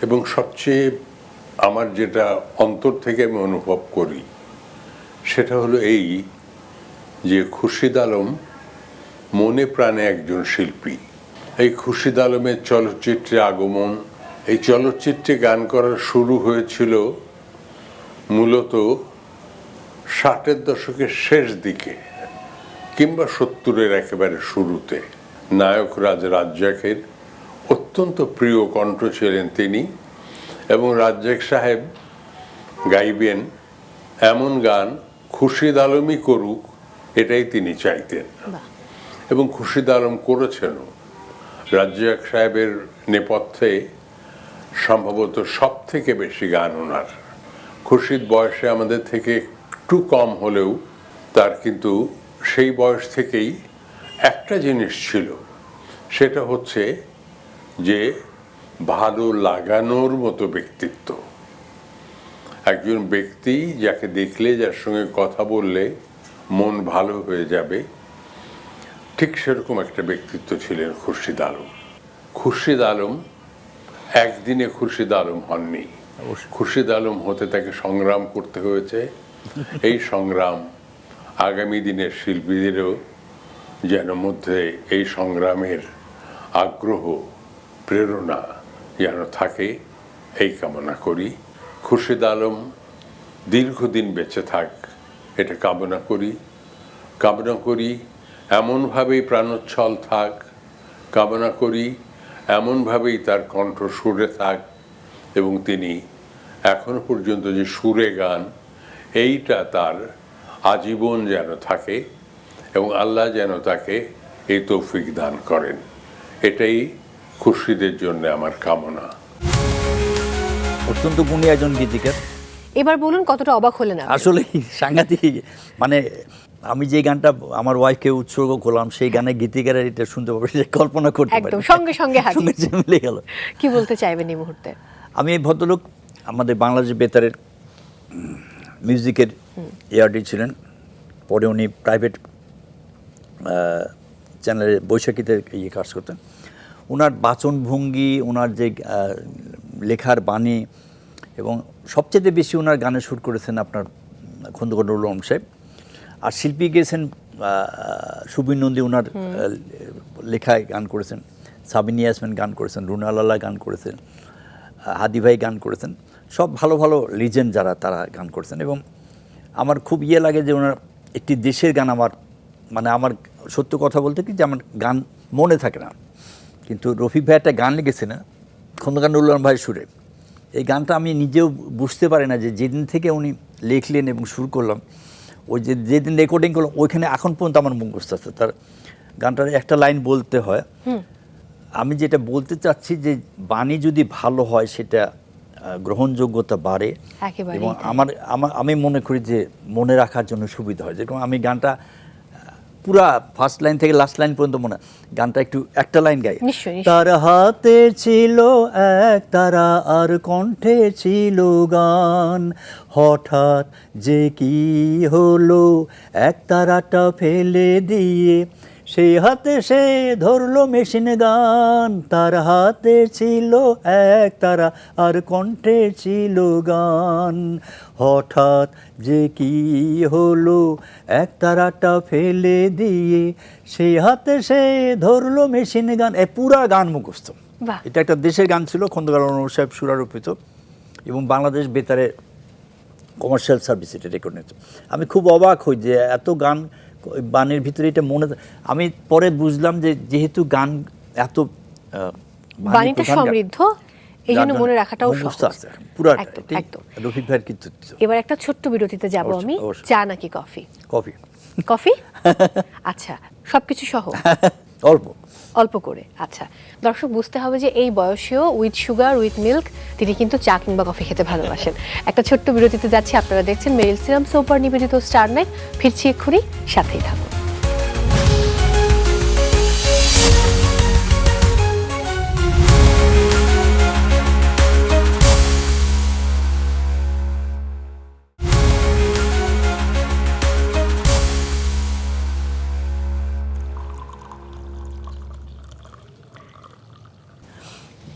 গরম গরম কফি আমি দিচ্ছি, আপনি বসুন, Thank you. প্লিজ বসুন।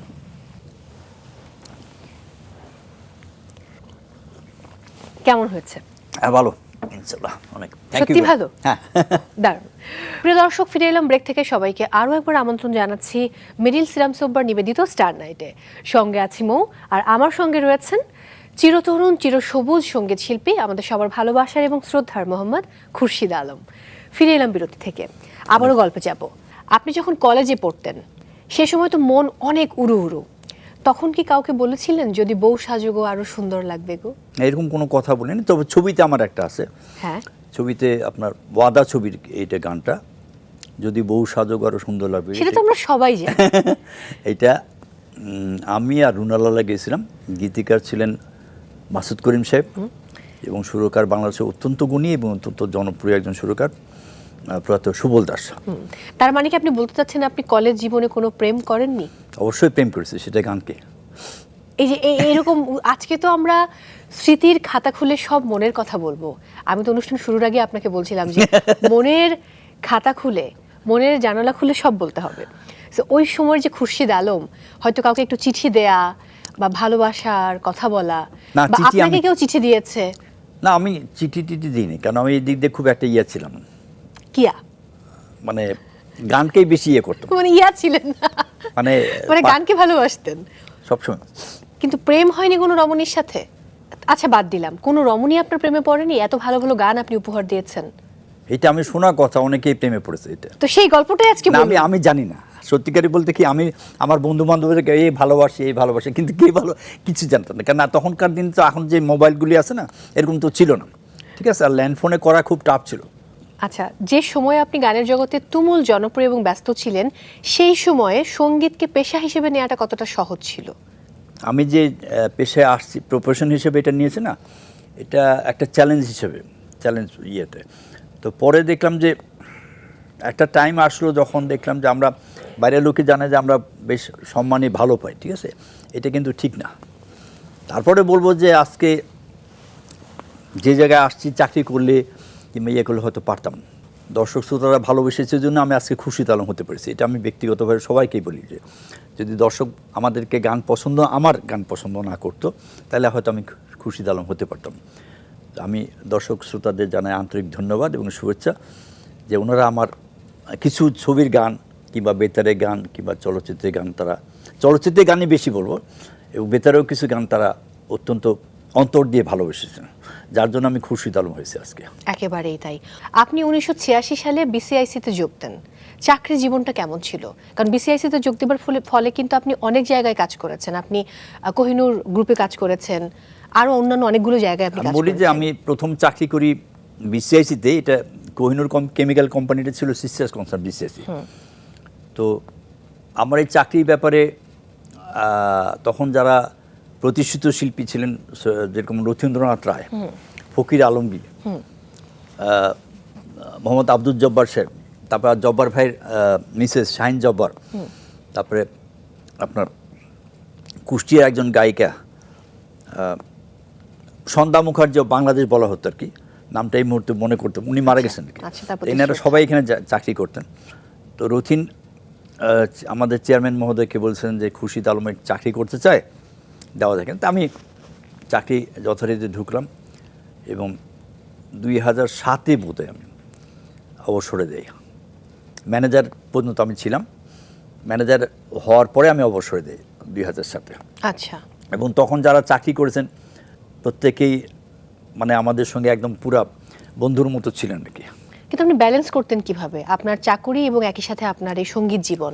আমি যখন চাকরিতে ঢুকেছিলাম তখন আমি বেতার, মঞ্চ এবং টেলিভিশন বাদ দিয়েছিলাম, শুধু সিনেমাটা ছিল। সিনেমাটা শুধু প্লেব্যাক করতেন? শুধু প্লেব্যাক করতাম। এবং সিনেমাটা ছিল, সেটা আমি হয়তো এমন হতে পারে যে বিকালের শিফটে গান করব কিংবা রাত্রের শিফটে গান করব, এটা অসুবিধা ছিল না। কিন্তু বেতার খুব বেশি আমি তখন গান করিনি, আবার 7-এর পর থেকে আবার গান করতে শুরু করেছি। বাহ, এবার আপনার জন্য আরও একটি সারপ্রাইজ রয়েছে। সঙ্গীত জগৎ এবং কর্পোরেট জগতের একজন সফল মানুষ আপনাকে নিয়ে কিছু কথা বলেছেন। চলুন আমরা পর্দায় চোখ রাখি, দেখুন না। বাংলাদেশের জীবন্ত কিংবদন্তি শিল্পীর মধ্যে আমার অত্যন্ত শ্রদ্ধাভাজন অত্যন্ত প্রিয় একজন শিল্পী হচ্ছে শ্রদ্ধেয় খুরশিদ আলম ভাই। এত মিষ্টি ওনার গলা, এত সুন্দর ওনার গায়কী, মাঝে মাঝে অবাক হয়ে যায় উনি কীভাবে এত সুন্দর করে গান করেন। আমরা একেবারে ছোটোবেলা থেকে ওনার গান শুনে বড় হয়েছি। বিশেষ করে যখন বাংলাদেশ বেতারে রেডিওতে আমরা গান শুনতাম, তখন ওনার সেই আগের দিনকার ফিল্মের গানগুলো বাজতো। আমার এখনও কানে ভাসে যে সেই গানগুলো, এবং শুধু ফিল্মের গান না, উনি রেডিওতে বা টিভিতে অনেক সুন্দর সুন্দর আধুনিক গান করেছেন। সেগুলো কিন্তু আমাদের খুব মনে পড়ে এবং খুব ফিল করি এই গানগুলির কথা। যেমন একটি গানের কথা না বললেই নয়, বন্দি পাখির মতো। এই গানটি শুনে মনে হয়েছিল যে এত সুন্দর গান, এত সুন্দরভাবে কীভাবে গায় উনি, এবং গানটা অসাধারণ গান। আমার সবসময় ওনার কথা মনে হলে এই গানটার কথা মনে পড়ে। সো খুরশিদ ভাই, ওনার সবচেয়ে বড় গুণ হচ্ছে যে উনি অসাধারণ একজন মানুষ, এবং সবচেয়ে বড় ব্যাপার হচ্ছে আমি কিন্তু অনেক ছোট যে মানুষ, কিন্তু প্রায় উনি আমাকে ফোন করে আমার খবর নেন, কেমন আছি, আমার পরিবারের খবর নেন। এটা কিন্তু অসাধারণ একটা ব্যাপার, কারণ এই ধরনের মানুষ আজকাল কিন্তু পাওয়া খুব মুশকিল। খুরশিদ আলম ভাই অসাধারণ শিল্পী, অসাধারণ মানুষ, এবং সবসময় ওনার কথা মনে পড়ে।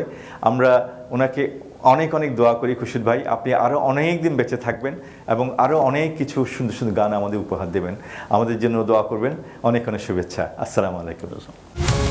নকিব খান, চিটংয়ের নকিব খান, কেমন লাগলো?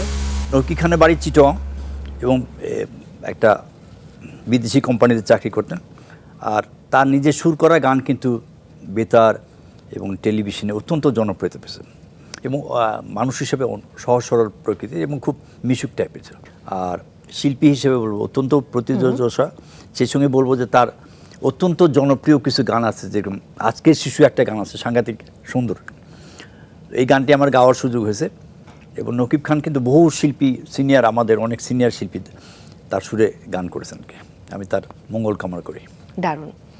আপনি যেই সময়ে তুমুল জনপ্রিয়, সেই সময়ে কিন্তু শিল্পীদের মধ্যে প্রতিদ্বন্দ্বিতা কম ছিল।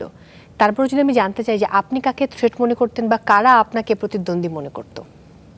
প্রতিদ্বন্দ্বী না, আমাদের তখন যেটা ছিল যে আমি একটা গান করলাম, যেরকম একটা গান আছে আমার, জন্মদিনে বলতে এলাম শুভ তোমার জয়ন্তী, এটা গীতিকার জীবন হচ্ছে আমার শুরু করা ধমন সাহেব। জন্মদিনে বলতে এলাম শুভ তোমার জয়ন্তী, হাসির উপহারে এবার ভরে তোলো নয়নটি, জন্মদিনে বলতে এলাম শুভ তোমার জয়। এই গানটা যখন প্রচারিত হয়, তখন আমার যারা সিনিয়র ছিলেন, যেরকম বশির ভাই আমার সিনিয়র ছিলেন, মাহমুদনবী ভাই আমার সিনিয়র ছিলেন, জব্বার ভাই আমার সিনিয়র ছিলেন, এটা বলতো খুশিদ খুব একটা ভালো জন্মদিন নিয়ে একটা ভালো গান করেছো তুমি। তো এটা সুরকার আজাদ রহমান সাহেব। তো আমি কৃতজ্ঞ, আজাদ রহমান সাহেবের কাছে কৃতজ্ঞ, এবং উনি আমাকে দিয়ে অনেক পরীক্ষামূলক গান করেছেন, ঠিক আছে। আর তখনকার একজন ভালো করতেছে এটা বলার লোক ছিল, যেরকম প্রত্যেকেই বলতো তোমার এই গানটা ভালো হয়েছে, এইভাবে গাইলে আরও ভালো। এই যে সাজেশন দেওয়ার এবং প্রশংসা করার, এটা কিন্তু একটা সাংঘাতিক দরকার। নিঃসন্দেহে। একটি বিশেষ চলচ্চিত্র নিয়ে এবার আপনার সাথে আমি কথা বলতে চাই। লালু ভুলু 1983 সালের 25 ফেব্রুয়ারি মুক্তি পেয়েছিল, এবং সেই সিনেমার 5টি গানেই আপনি কণ্ঠ দিয়েছিলেন। পরবর্তীতে যে সিনেমাটি 4টি ভাষায় ডাব করা হয়েছিল, সেই সিনেমার পেছনের গল্প যদি আজকে জানতে চাই। আমি বলি 4টি ভাষা না, এটা হচ্ছিল বোম্বেতে হচ্ছিল, এটি বোম্বেতে এবং পাকিস্তানে এবং বাংলায়। আচ্ছা।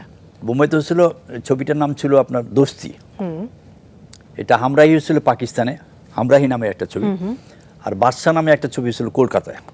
তো ওইখানে মোহাম্মদ রফি সাহেব গেছিলেন বোম্বে, এইখানে আপনার পাকিস্তানে একজন শিল্পী গেছিলেন, আর এখানে কলকাতায় যেটা ছিল সেটা বাদশা নামে একটা ছবি, মান্নাদের সাহেব গেছিলেন। আচ্ছা। এটার প্রযোজক ছিলেন নরসুন্দির ভূঁইয়া ফ্যামিলির 2 ভাই।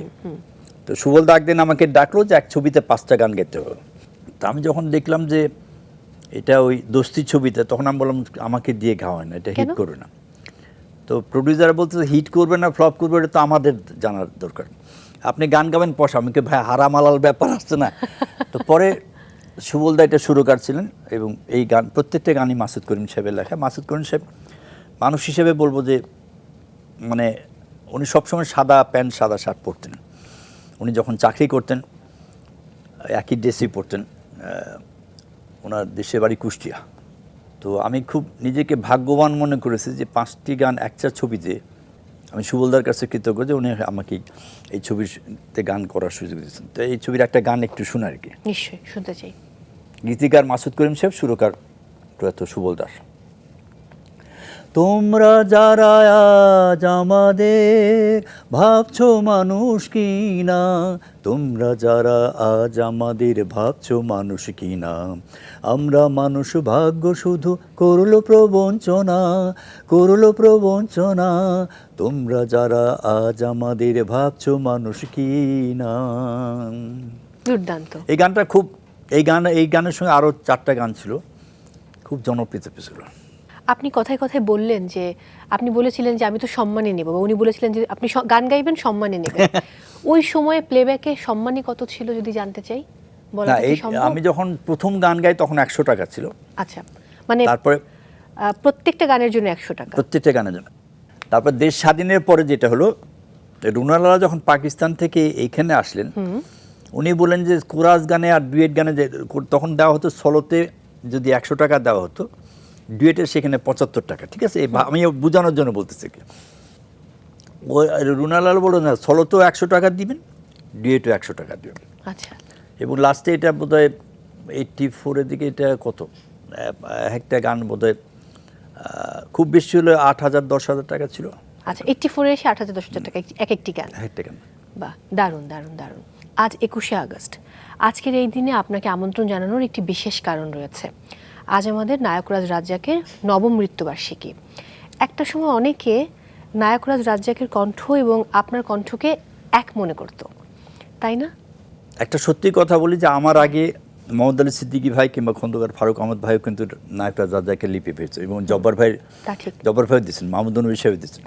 হয় কি যে তখন আমি যখন ইন করলাম তখন মোহাম্মদ আলী সিদ্দিকী ভাই সুরকার হিসেবে চলে গেল, ফারুক ভাই অসুস্থ হয়ে গেল, তারপর ওনারা গান ছেড়ে দিলেন, এই আমি আসলাম। ঠিক আছে, আমার যেটা হয়েছে সেটা হলো যে একটা জায়গায় এটা সত্য যে আমি যদি 100টা গান গাই, সেখানে হয়তো 60% নায়করাজ রাজ্জাকের লিপি আর 40% হলো অন্যান্য নায়কের লিপি, এবং প্রত্যেকে আন্তরিকভাবে গানগুলি লিপসিং করেছেন।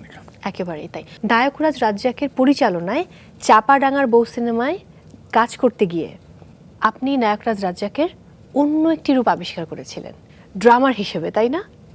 সে গল্প মনে আছে? মানে ব্যাপার হচ্ছে কি, যখন আমাদের রিহার্সাল চলছিল তখন উনি যেভাবে ঢোলটা বাজাতে বলতেছেন ওইটা পারতেছিল না। রাজ্জাক সাহেব আবার উপরে ছিলেন, তো উনি আবার ওইটা এদের চাইতে বেশি জানতেন, তো উনি চাচ্ছিলেন যে এইভাবে ওইটা উনি দেখাই দিচ্ছিলেন কি। আচ্ছা, এটাই। এবার আরও দুজন শিল্পীর শুভেচ্ছা বার্তা দেখাবো আপনাকে। তারাও আপনার গানে অনুপ্রাণিত হয়ে এক ছাদের নিচে রয়েছেন দীর্ঘদিন। চলুন পর্দায় চোখ রাখি। ঠিকই।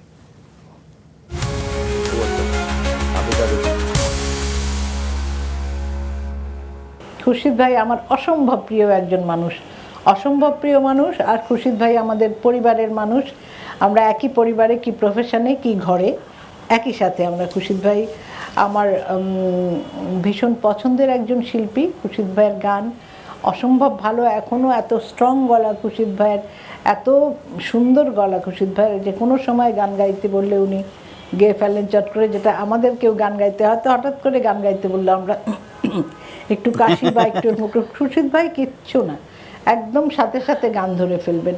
আর অসম্ভব ভালো একজন মানুষ, মানে যেখানে এমন সময় আমরা চলে এসেছি পৃথিবীতে যখন কেউ কারো খোঁজ নেয় না, কারোর সাথে কারো দেখা হয় না, খোঁজ নেয় না, কিন্তু খুরশিদ ভাই কিন্তু ঠিক ফোন করেন, আবিদা কেমন আছো, মানে ঠিকই খুরশিদ ভাই খোঁজ নেবেন। উনি যেমনই থাকুক, আমরা যেমন থাকি, উনি সবসময় খোঁজ নেবে, বা কারো খোঁজ দিবে আমাকে, ওখানে অমুকের এটা হয়েছে, অমুকের অসুস্থ, এই ধরনের খবর খুরশিদ আলম কিন্তু সবসময় যোগাযোগ রাখেন আমাদের সাথে। যাই হোক, খুরশিদ ভাই অনেক দিন ধরে গান গাইছেন, আশা করি আরও অনেক বছর খুরশিদ ভাইয়ের গান শুনতে পাবো। খুরশিদ ভাই আপনি আরও অনেক ভালো থাকেন, অনেক ভালো ভালো গান করেন। অনেক ধন্যবাদ। আর রয়েছে খুরশিদ আলম। খুরশিদ আলম আমার থেকে বছর 2-3 সিনিয়র, বয়সের দিক দিয়েও এবং মিউজিক ক্যারিয়ারের দিক দিয়ে। তো ওর সঙ্গে আমার একেবারে, আমি যখন একেবারে লেখাপড়া শেষ করে যখন ঢাকাতে চাকরি নিয়ে বাংলা একাডেমিতে জয়েন করার পর এলাম, আমার ক্যারিয়ার তখন কেবল শুরু হয়েছে। লাকি এখনদের একটা গান গেয়ে আমার মোটামুটি মানুষ আমাকে চিনেছে। তখন থেকে ওর সঙ্গে আমার বন্ধুত্ব হয়ে গেল। বন্ধুত্বটা হয়ে গেল বললে ভুল হবে, বন্ধুত্বটা ওই করলো। ওর মতো আরও এরকম স্ট্রেট নোটের গান গাওয়ার শিল্পী কিন্তু বাংলাদেশে একজনও ছিল না, এখনও নেই।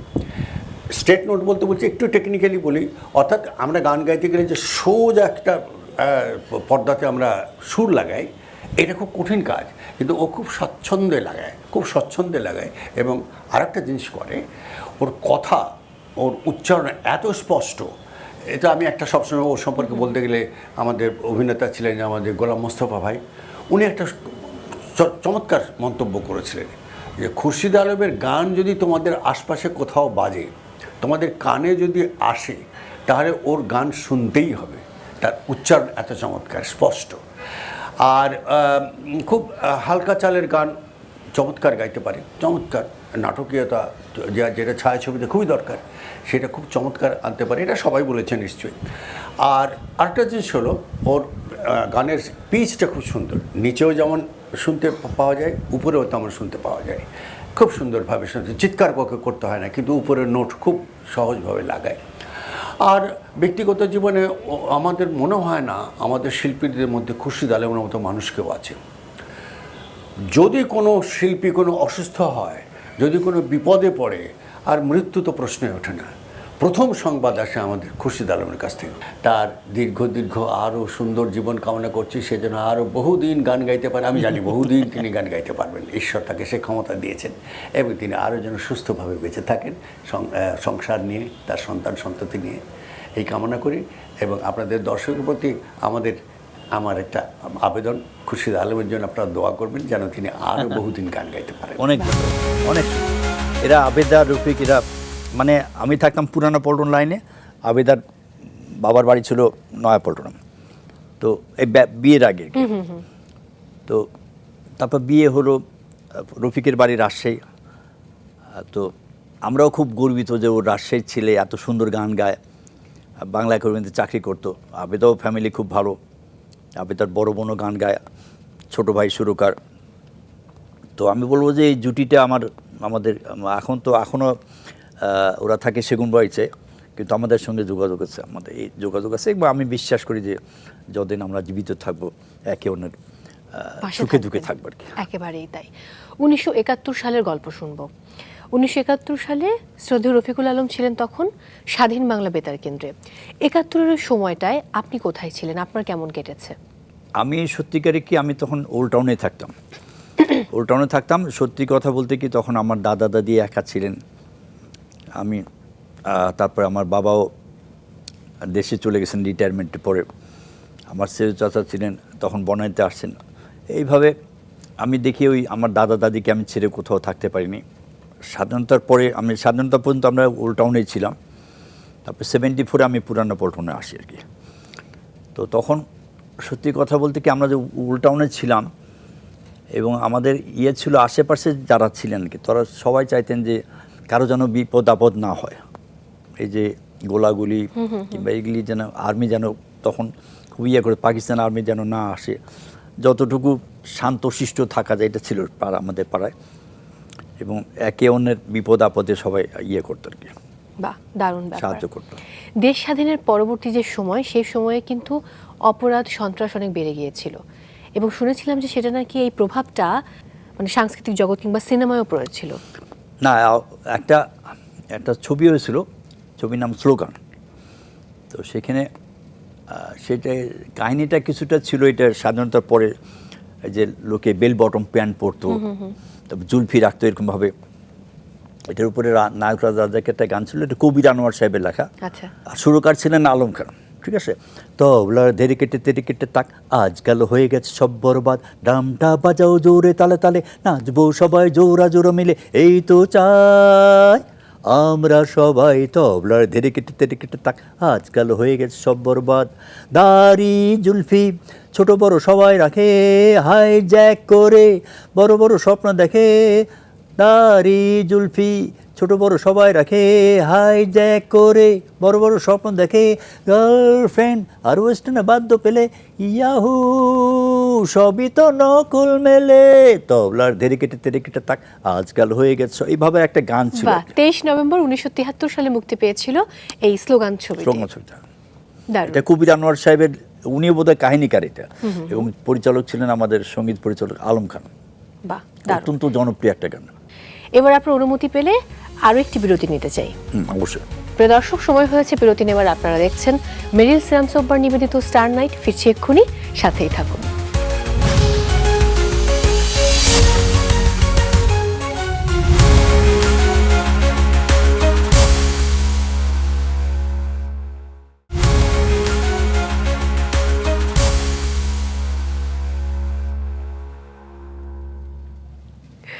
প্রিয় দর্শক, ফিরে এলাম ব্রেক থেকে। সবাইকে আরও একবার আমন্ত্রণ জানাচ্ছি মেরিল সিরাম সোববার নিবেদিত স্টার নাইটে। সঙ্গে আছি মৌ, আর আজ আমার অতিথি, যার গান আমাদের মন চুরি করে, শ্রদ্ধেয় মোহাম্মদ খুরশিদ আলম। ঠিক বলেছি না? আপনার অসংখ্য গান আমাদের মন চুরি করেছে, প্রেমিকদের আত্মবিশ্বাসী করেছে। এই যেমন মিস লঙ্কা সিনেমার সেই কালজয়ী গান চুরি করেছো আমার মনটা। এই গানটার নেপথ্যের যে গল্প, সেই গল্পটা আজকে জানতে চাই। এটা জয়েন্ট ভেঞ্চার ছবি। এটা পাকিস্তান এবং বাংলাদেশ, এটা জয়েন্ট ভেঞ্চার। এখানে প্রযোজক ছিলেন মধুমিতা মুভিজ। সুরকার আমি যদি ভুল না করি, এটা পাকিস্তানের একজন সুরকার, কিন্তু এখানে যেহেতু একজনকে দিতে হবে, গোলাম হোসেন লাডু বলে একজন রায়, আশরাফ একজন সুরকার, এটা পাকিস্তানে শুরু করেছিলেন। এবং গীতিকার ছিলেন এই ভদ্রলোক, টেলিভিশনে চাকরি করতেন, মুসা আহমেদ। আচ্ছা। তো এটা নায়ক ছিলেন ফয়সাল আর ববিতা, নায়িকা ববিতা। তো ফয়সাল হলো আমাদের নাদিম বলে একজন নায়ক ছিলেন তখন পাকিস্তানে। তার ছেলে, দুই ছেলের এক ছেলে হলো ফয়সাল অভিনয় করেছিল। তো এখানে যে গানটা ছিল, চেষ্টা করছে। প্লিজ। চুরি করেছো আমার মনটা, চুরি করেছো আমার মনটা, হায় রে হায় মিস লঙ্কা, ঝড়ো হাওয়া যেন যৌবনটা, ঝড়ো হাওয়া যেন যৌবনটা, হায় রে হায় মিস লঙ্কা, চুরি করেছো আমার মনটা, হায় রে হায় মিস লঙ্কা। বাহ, দুর্দান্ত। এবার সেই সময়ের গল্প শুনবো, যখন একসঙ্গে বসে আপনারা অনবদ্য সব গান সৃষ্টি করতেন। কখনো হয়তো ডক্টর মোহাম্মদ মনিরুজ্জামান গান লিখতেন, পাশে বসে শ্রদ্ধেয় আলী হোসেন সুর করতেন, আপনার উচ্চারণে ভুলগুলো ধরিয়ে দিতেন। সেই সময়গুলো আপনাকে কি শিখিয়েছে? আমি নবপুর গভর্নমেন্ট স্কুলে যেখানে পড়তাম, সেখানে আপনার পড়ালেখা করতাম। সেখানে আমরা বাংলা মিডিয়ামে পড়তাম, সেখানে আবার স্কুলে উর্দু মিডিয়াম ছিল। তো এর ভিতরে উর্দু মিডিয়ামে যারা পড়তেন, ম্যাক্সিমামই ডিফেন্সের লোক ছেলে ছিল, ডিফেন্সে চাকরি করতেন যারা, তার ছেলেরা ওখানে পড়তো। আমাদের বন্ধু ছিল ম্যাক্সিমাম উর্দুওয়ালা। তো আলী হোসেন সাহেব একজন সুরকার, যিনি মানে মেহেদি হাসান, নূরজাহানকেও, তারপরে রুনাল্লাহকেও ছাড়তো না। এই উনি বলতেন যে মুরকি বলে একটা জিনিস এখানে, মীর না হলে ছাড়তো না। তো ডক্টর মোহাম্মদ মনিরুজ্জামান সাহেব ওই অশ্রু দিয়ে লেখা ছায়াছবির একটা গান লিখছিলেন। তা আমি ওনার আলী হোসেন সাহেবের বাসায় গেলাম, স্যারও এসেছিলেন, ডক্টর মোহাম্মদ মনিরুজ্জামান সাহেব। এটাও নায়ক রাজাকে লিপি, এবং নায়িকা ছিলেন সুজাতা। গানের কথাটা আরও কমপ্লিকেটেড ছিল। তো স্যার ওই আস্তে আস্তে আমাকে বলতে, তোমার বাবা বাংলার শিক্ষক, তুমি ভালো মতো। আমাকে, স্যার আমার তো 8 ঘন্টা আমি উর্দু শুনি, তো কী করবো? তো যাই হোক, সেই গানটা পরে সাংঘাতিক জনপ্রিয়তা পেয়েছিল। ওইটা গানটা ছিল, ও দুটি নয়নে স্বপনে চয়নে নিজের যে ভুলে যায়, তুলনা খুঁজে না পায়, আজ মন রাখা হলো দায়, হায় রে আজ মন রাখা হলো দায়। ও দুটি নয়নে স্বপনে চয়নে নিজের যে ভুলে যায়, তুলনা খুঁজে না পায়, আজ মন রাখা হলো দায়, হায় রে আজ মন রাখা হলো দায়। এই গানটা কিন্তু আমি শুরুতে বলছিলাম, সাংঘাতিক সুবিধা, সাংঘাতিক সুন্দর গান, একটা অত্যন্ত জনপ্রিয়তা পেয়েছিল এই গানটা, এবং আমার কাছে খুব ভালো লাগে। এবং এখানে সাবিনার একটা গান ছিল, অশ্রু দিয়ে লেখা, মানে ওখানে ছবির নামটাই বলা আছে। 1972 সালে অশ্রু দিয়ে লেখা এই সিনেমাটি সাংঘাতিক সুন্দর। আচ্ছা, কিছুক্ষণ আগে কিংবদন্তি শ্রদ্ধেয় রুনালাইলার কথা বললেন, তার সঙ্গে আপনার প্রথম গান গাওয়ার যে গল্প, বা কোন গানটি একসাথে প্রথম প্লেব্যাক করেছিলেন মনে পড়ে? আমাদের ফিল্ম ইন্ডাস্ট্রিতে এক ভদ্রলোক ছিলেন, ওনার সুরকার হিসেবে, ওনার নাম ছিল মনসুর আহমদ। আচ্ছা। ওনার দেশের বাড়ি রংপুর। তো উনি যে যন্ত্রটা বাজাতেন সেটার নাম ছিল সন্তুর। তো একদিন টেলিভিশনে একটা অনুষ্ঠান হচ্ছিল, সেখানে মনসুর আহমদ ভাই নিজেই বলতেছে, আমার নাম মনসুর, বাড়ি আমার রংপুর, থাকি আমি মোহাম্মদপুর, বাজাই আমি সন্তুর, যাব আমি আজিমপুর। বাহ, সব পুরপুর। তো ওই ভদ্রলোক ইবনে মিজান সাহেবের সঙ্গে কাজ করতেন। ইবনে মিজান একজন সাংঘাতিক পরিচালক ছিলেন, এক মুঠো ভাত, নিশান, এগুলি ছবির প্রযোজক ছিলেন, পরিচালক ছিলেন। আচ্ছা। তো রুনা লালা 1974-এ পাকিস্তান থেকে আসেন, অত্যন্ত গুণী এবং অত্যন্ত মানে শ্রদ্ধাভাজন একজন শিল্পী। তো তার সঙ্গে আমার আগে ফারুক ভাই গেছেন ওনার সঙ্গে, আর আমি সেকেন্ড সিঙ্গার, যদি আমি ভুল না করে থাকি। গানটা ছিল আপনার, ছবির নাম ছিল আপনার জিঘাংসা। যিনি নায়িকা ছিলেন তার বাড়ি আবার রংপুর। আচ্ছা। জবা চৌধুরী আমার বাসায় আসলো, এসে বললো, ভাই আমি জিগাংসা নামে একটা ছবি ওর, সেটা নায়িকা, আপনি এই গানটা গাইতে পারেন। তো মনসুর আহমদ ভাই সঙ্গীত পরিচালক হিসেবে সাংঘাতিক ছিলেন, কিন্তু ওনার যেহেতু ম্যাক্সিমামই ওই বোম্বের ছবিতে করতেন, ইবনে মিজান সাহেব এক মুঠো ভাত করেছেন, সেটা আপনার রুটির ছবি থেকে নেওয়া, ঠিক আছে, প্রত্যেকটা ছবি উপর থেকে নেওয়া। তো অনেক করেন। তা ওই গানটা রুনা লালার সঙ্গে আমার গাওয়ার সৌভাগ্য হয়েছিল। গানটা ছিল ওয়াসিম সাহেব এবং জবা চৌধুরী নায়িকা ছিলেন, নায়ক ছিলেন ওয়াসিম সাহেব। ও অনুপমা, ও নিরুপমা, পাখির বাসার মতো দুটি চোখ তোমার, ঠিক যেন নাটোরের বনলতা সেন, আমি আজ এই প্রশ্নটা গাইডু না, আমি আজ হারিয়েছি তোমারই পরশে, স্বপ্নীলাবেশে, ও অনুপমা, ও নিরুপমা। দুর্দান্ত, কিচ্ছু ভুলেননি আপনি। শ্রদ্ধা নজরুল ইসলাম বাবুর লেখা, শেখ সাদী খানের সুর, একটি চমৎকার গান, খুব মজার গান, যেটা কখনো প্রকাশিত হয়নি। ও ওইটা হলো আমি কি যেন কারে ধরি কারে, এটা হলো কি মারি, এরকম কিছু শেখ একটা। সাদী খান একজন সাংঘাতিক গুণী সুরকার। উনি আমাকে কলকাতায় নিয়ে গেলেন এবং সেখানে প্রযোজক ছিলেন, নামটা এই মুহূর্তে মনে করে, উনি নয়াপল্টনে থাকতেন। তো আমার কুমার শানুর সঙ্গে একটা গান গাওয়ার সৌভাগ্য হয়েছিল, এবং আমার একটা সলো গান ছিল, আর আশা ভোসলের সঙ্গে একটা গান গাওয়ার সুযোগ। আমি কৃতজ্ঞ শেখ সাদী চাচার কাছে। ওইখানে একটা সলো গান ছিল নজরুল ইসলাম বাবু সাহেবের লেখা, তিনোটা গানই নজরুল ইসলাম সাহেবের বাবু লেখা। তো সলোটা আমি একটু শোনাচ্ছি। কারে ধরি কারে মারি কিছু বুঝি না, যে যত আছে মেয়ের পিঠ সবই শেখায় আছে, কুংফু কারাতে জুডু জুডু জুডু, লেজ কাটা হনুমান বলে বাবা ডাকে, এই কথা কখনো বলি যদি মাকে, খেলতে বলে যে ludo now, what can I do, what can I do, কারে ধরি কারে মারি কিছু বুঝি না যে। এই গানটা সাংঘাতিক হাসি গান। দুর্দান্ত এক কথায়। এবার আপনার জন্য আরো একটি সারপ্রাইজ রয়েছে, কথা বলেছেন একজন জীবন্ত কিংবদন্তি। চলুন আমরা পর্দায় তাকাই।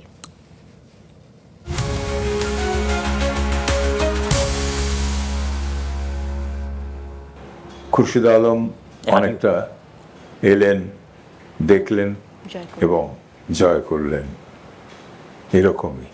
কারণ সে একটি নতুন গায়কীর ধারা সৃষ্টি করেছিল, নিঃসন্দেহে একটি স্মার্ট, খুব সজীব একটি ধারা। তার গায়কের মধ্যে এই সজীবতা, এই স্মার্টনেস, এবং যে জিনিসটি বাংলা গানে খুব কম দেখা যেত, যে একটা চাঞ্চল্য ভাব, সেটি বাংলা গানে খুব বেশি দেখা যেত না। খুরশিদ আলম সেই ধারাটি শুরু করেছিল বললে অত্যুক্তি হবে না।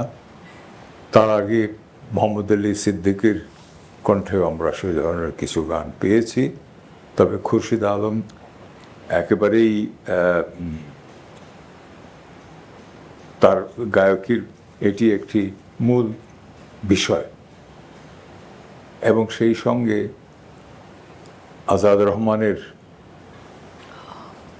সুর এবং তার গায়কী, দুটোর মধ্যে এমন চমৎকার একটি সম্মিলন ঘটেছিল যা অত্যন্ত জনপ্রিয় হয়েছিল। এবং মজার ব্যাপার হচ্ছে, এই চাঞ্চল্য, এই উচ্ছলতা তার চরিত্রের মধ্যেও বিদ্যমান। খুব সহজ সরল এবং সদালাপী বন্ধু বৎসল এই সর্বপ্রকার গুণই তার মধ্যে বিদ্যমান। খুরশিদ, তুমিও দীর্ঘজীবী হও, ভালো থেকো এবং তোমার এই প্রাণবন্ততা বজায় থাকুক সেই কামনাই করছি। সাংঘাতিক সুন্দর। আমি বলবো যে আমাদের একজন বড় ভাইয়ের মতো আর কি, এবং সাংঘাতিক ইয়ে করেন, স্নেহ মায়া দিয়ে এত বেশি আদর করেন যেটা মানে আমরা যে গান করেছিলাম তখন এনাদের সান্নিধ্য না পেলে হয়তো এতটুকু আসতে পারতাম না। আমি অত্যন্ত কৃতজ্ঞ সৈয়দ আব্দুল হাদী ভাইয়ের কাছে। ঠিক তাই, খুব দারুণ বললেন। সিনিয়র শিল্পীরা যখন আপনাকে কোনো পরামর্শ দিতেন বা উপদেশ কিংবা কোনো টিপস দিতেন, সেটা আপনি কতটা মানতেন এবং কতটা নিজের মধ্যে ধারণ করতেন? 100% মানতাম এবং চেষ্টা করতাম। কতটুকু পারতাম সেটা ওনারা বলতে পারেন, তবে আমি সিনিয়রদের সবসময় এখনও ওই ধারায় ওইভাবে আমি চলতে চাই যে আমার যারা সিনিয়র হয়তো একদিনের সিনিয়র হতে পারে তাকেও আমি সেই সম্মানটুকু দিই আর কি। আমি ব্যক্তিগত মনে করি আমি যদি কাউকে সম্মান না করি আমি কারোর কাছ থেকে সম্মান আশা করতে পারি না। যখন আপনি সিনিয়র হয়ে গেলেন তখন জুনিয়রদের জনপ্রিয়তাকে কিভাবে দেখতেন? এখন যারা গান করছেন তারা অত্যন্ত মেধাবী, অত্যন্ত স্মার্ট। আমি আমারটা বলতে পারি যে আমার গান তুলতে অনেক সময় লাগতো এবং গান গাইতে গিয়ে অনেক ভুলে যেতাম, মানে কোনটার পরে কোনটা এটা অর্ডারটা ভুলে যেতাম। এটা ডুয়েট গাওয়ার টাইমে যারা কো আর্টিস্ট ছিলেন যেরকম সামিনী ইয়াসমিন, রুনালাল্লাহ, শাহনাজ রহমতুল্লাহ, তারা একটু সাহায্য করেছিলেন। আর জুনিয়র যারা আসছেন তারা অত্যন্ত স্মার্টলি গান করতে পারে এবং খুব তাড়াতাড়ি শিখে গাইতে পারে, এটা তাদের কাছে কুইক লার্নার। অনেক দোয়া করি আর কি।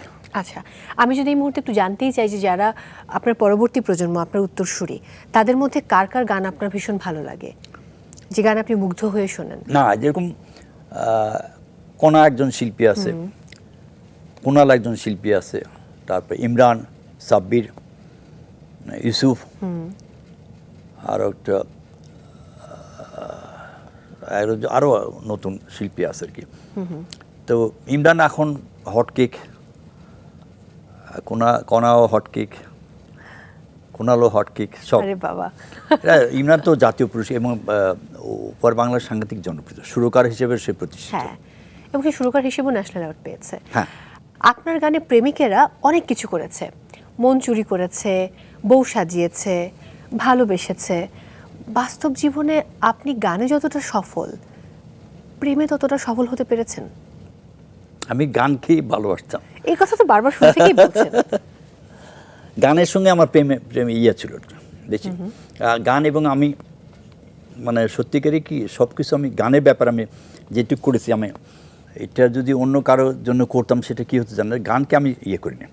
সেটা ওপার বাংলার হতে পারে, যে কোনো ইংরেজি গান, যেরকম আমরা যে গানগুলি শুনতাম তখনকার ইংলিশ গায়ক ছিলেন ক্লিফ রিচার্ড, তারপরে বনিয়া ম্যাবায়েদের গান শুনতাম, তারপরে বিটলসের গান শুনতাম, এলভিস প্রেসলি বলে একজন শিল্পী ছিলেন তার গান শুনতাম, জেরি লুইস বলে একজন ছিলেন সাংঘাতিক কৌতুক অভিনেতা ছিলেন এবং সিঙ্গারও ছিলেন, তাদের গান শুনতাম। এইদিকে আবার রফি সাহেব, মান্না দে, কিশোর কুমার, তারপরে এই যে পশ্চিমবঙ্গে লতা মঙ্গেশকর, আশা ভোসলে, প্রত্যেকের গান শুনতাম। এবং তখন আমাদের যেটা মাত্র তো আমরা রেডিও সিলন শুনে মানুষ এসেছি, এবং বেতারে আকাশবাণী কলকাতা তখন অন্যদের আসর হতো, সেটা শুনে শুনে আমরা মানে যতটুকু শিখেছি ওইখান থেকে, এবং এখানে যারা সঙ্গীতজ্ঞ ছিলেন তাদের কাছ থেকে শিখে কিছুটা ইয়ে করেছি। তো আমি ভালোবাসা যত কিছুই গানের সঙ্গে। ব্রেকের আগে কিন্তু আপনি একটা চমৎকার গান উদ্দেশ্য করে গিয়েছেন আপনার সহধর্মিণীকে, এবং তারপরে আমরা মোহাম্মদ রফিকুজ্জামানের কথা শুনলাম। এবার যদি আমি জানতে চাই, 1974 সালে আপনি আপনার অর্ধাঙ্গিনী অর্থাৎ আপনার যিনি ওয়াইফ শ্রদ্ধেয় রিনা আলমকে বিয়ে করেছিলেন, স্ত্রীকে প্রথম কোন গানটি শুনিয়েছিলেন? ও তো সবসময় সব গান শোনে। তারপরেও ও বন্দি পাখির মতো, তারপর আরেকটা গান আছে আপনার, এটা সিরাজুল ইসলাম সাহেবের লেখা, আজাদ রহমান সাহেবের সুর করে, কমার্শিয়াল সার্ভিসের রেডিওতে।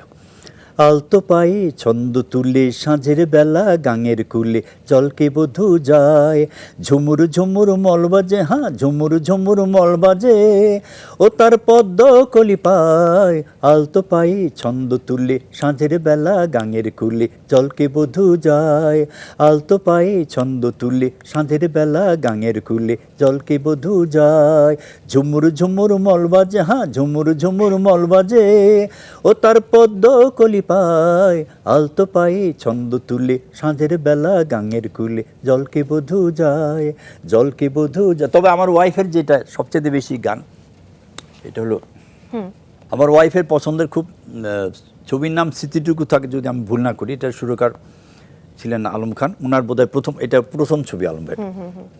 তো ওইখানে রাজ্জাক ভাইয়ের একটা গান আছে লিপে, এই গানটি গাওয়ার চেষ্টা করছো। গীতিকার আমি অত্যন্ত দুঃখিত এবং ক্ষমা চাইছি, বিকজ ওনার দেশের বাড়ি সিলেট। আলম ভাইয়ের অনেক গান লিখেছেন, এই মুহূর্তে মনে পড়ছে না। কোনো অসুবিধা নেই।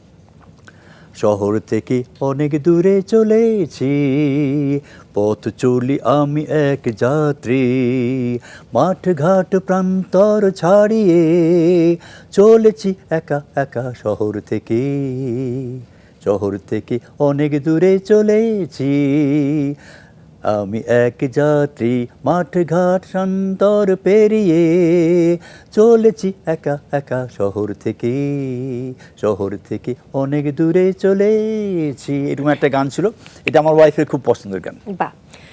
গত ৭ আগস্ট শ্রদ্ধেয় দিলারা জামানকে আমরা আমন্ত্রণ জানিয়েছিলাম এই আয়োজনে। তাকে প্রশ্ন করেছিলাম মা নিয়ে তার সবচেয়ে প্রিয় গান কোনটি। তিনি বলেছিলেন মাগো মা ওগো মা। এবার সমাধি সিনেমার সে বিখ্যাত গানের পেছনের যে গল্প বা নেপথ্যের যে গল্প, সেটা জানতে চাই। আমি শুনেছিলাম যে এই গান মুক্তির পর নাকি কিছুটা বিতর্ক হয়েছিল। না, বিতর্ক না, ব্যাপার হচ্ছে কি যে এটা গীতিকার বাংলাদেশে অত্যন্ত গুণী এবং অত্যন্ত জনপ্রিয়, একাধারে প্রযোজক, গীতিকার, তারপরে কাহিনীকার, এবং আমি বলবো যে চলচ্চিত্রে তার অনেক অবদান আছে।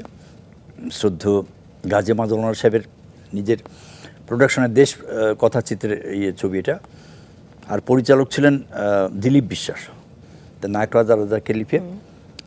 তো গানটা, ছবিটা যখন রিলিজ হয় তখন গানটা এত বেশি জনপ্রিয়তা পেয়েছিল যে লোকে ছবির নামটা ভুলে গেছিল, সমাধিটা মনে রাখতো না, বলতো যে মা গো মা আছে যে ওই গানটাতে না, ওইটি গাওয়ার চেষ্টা করছে আর কি।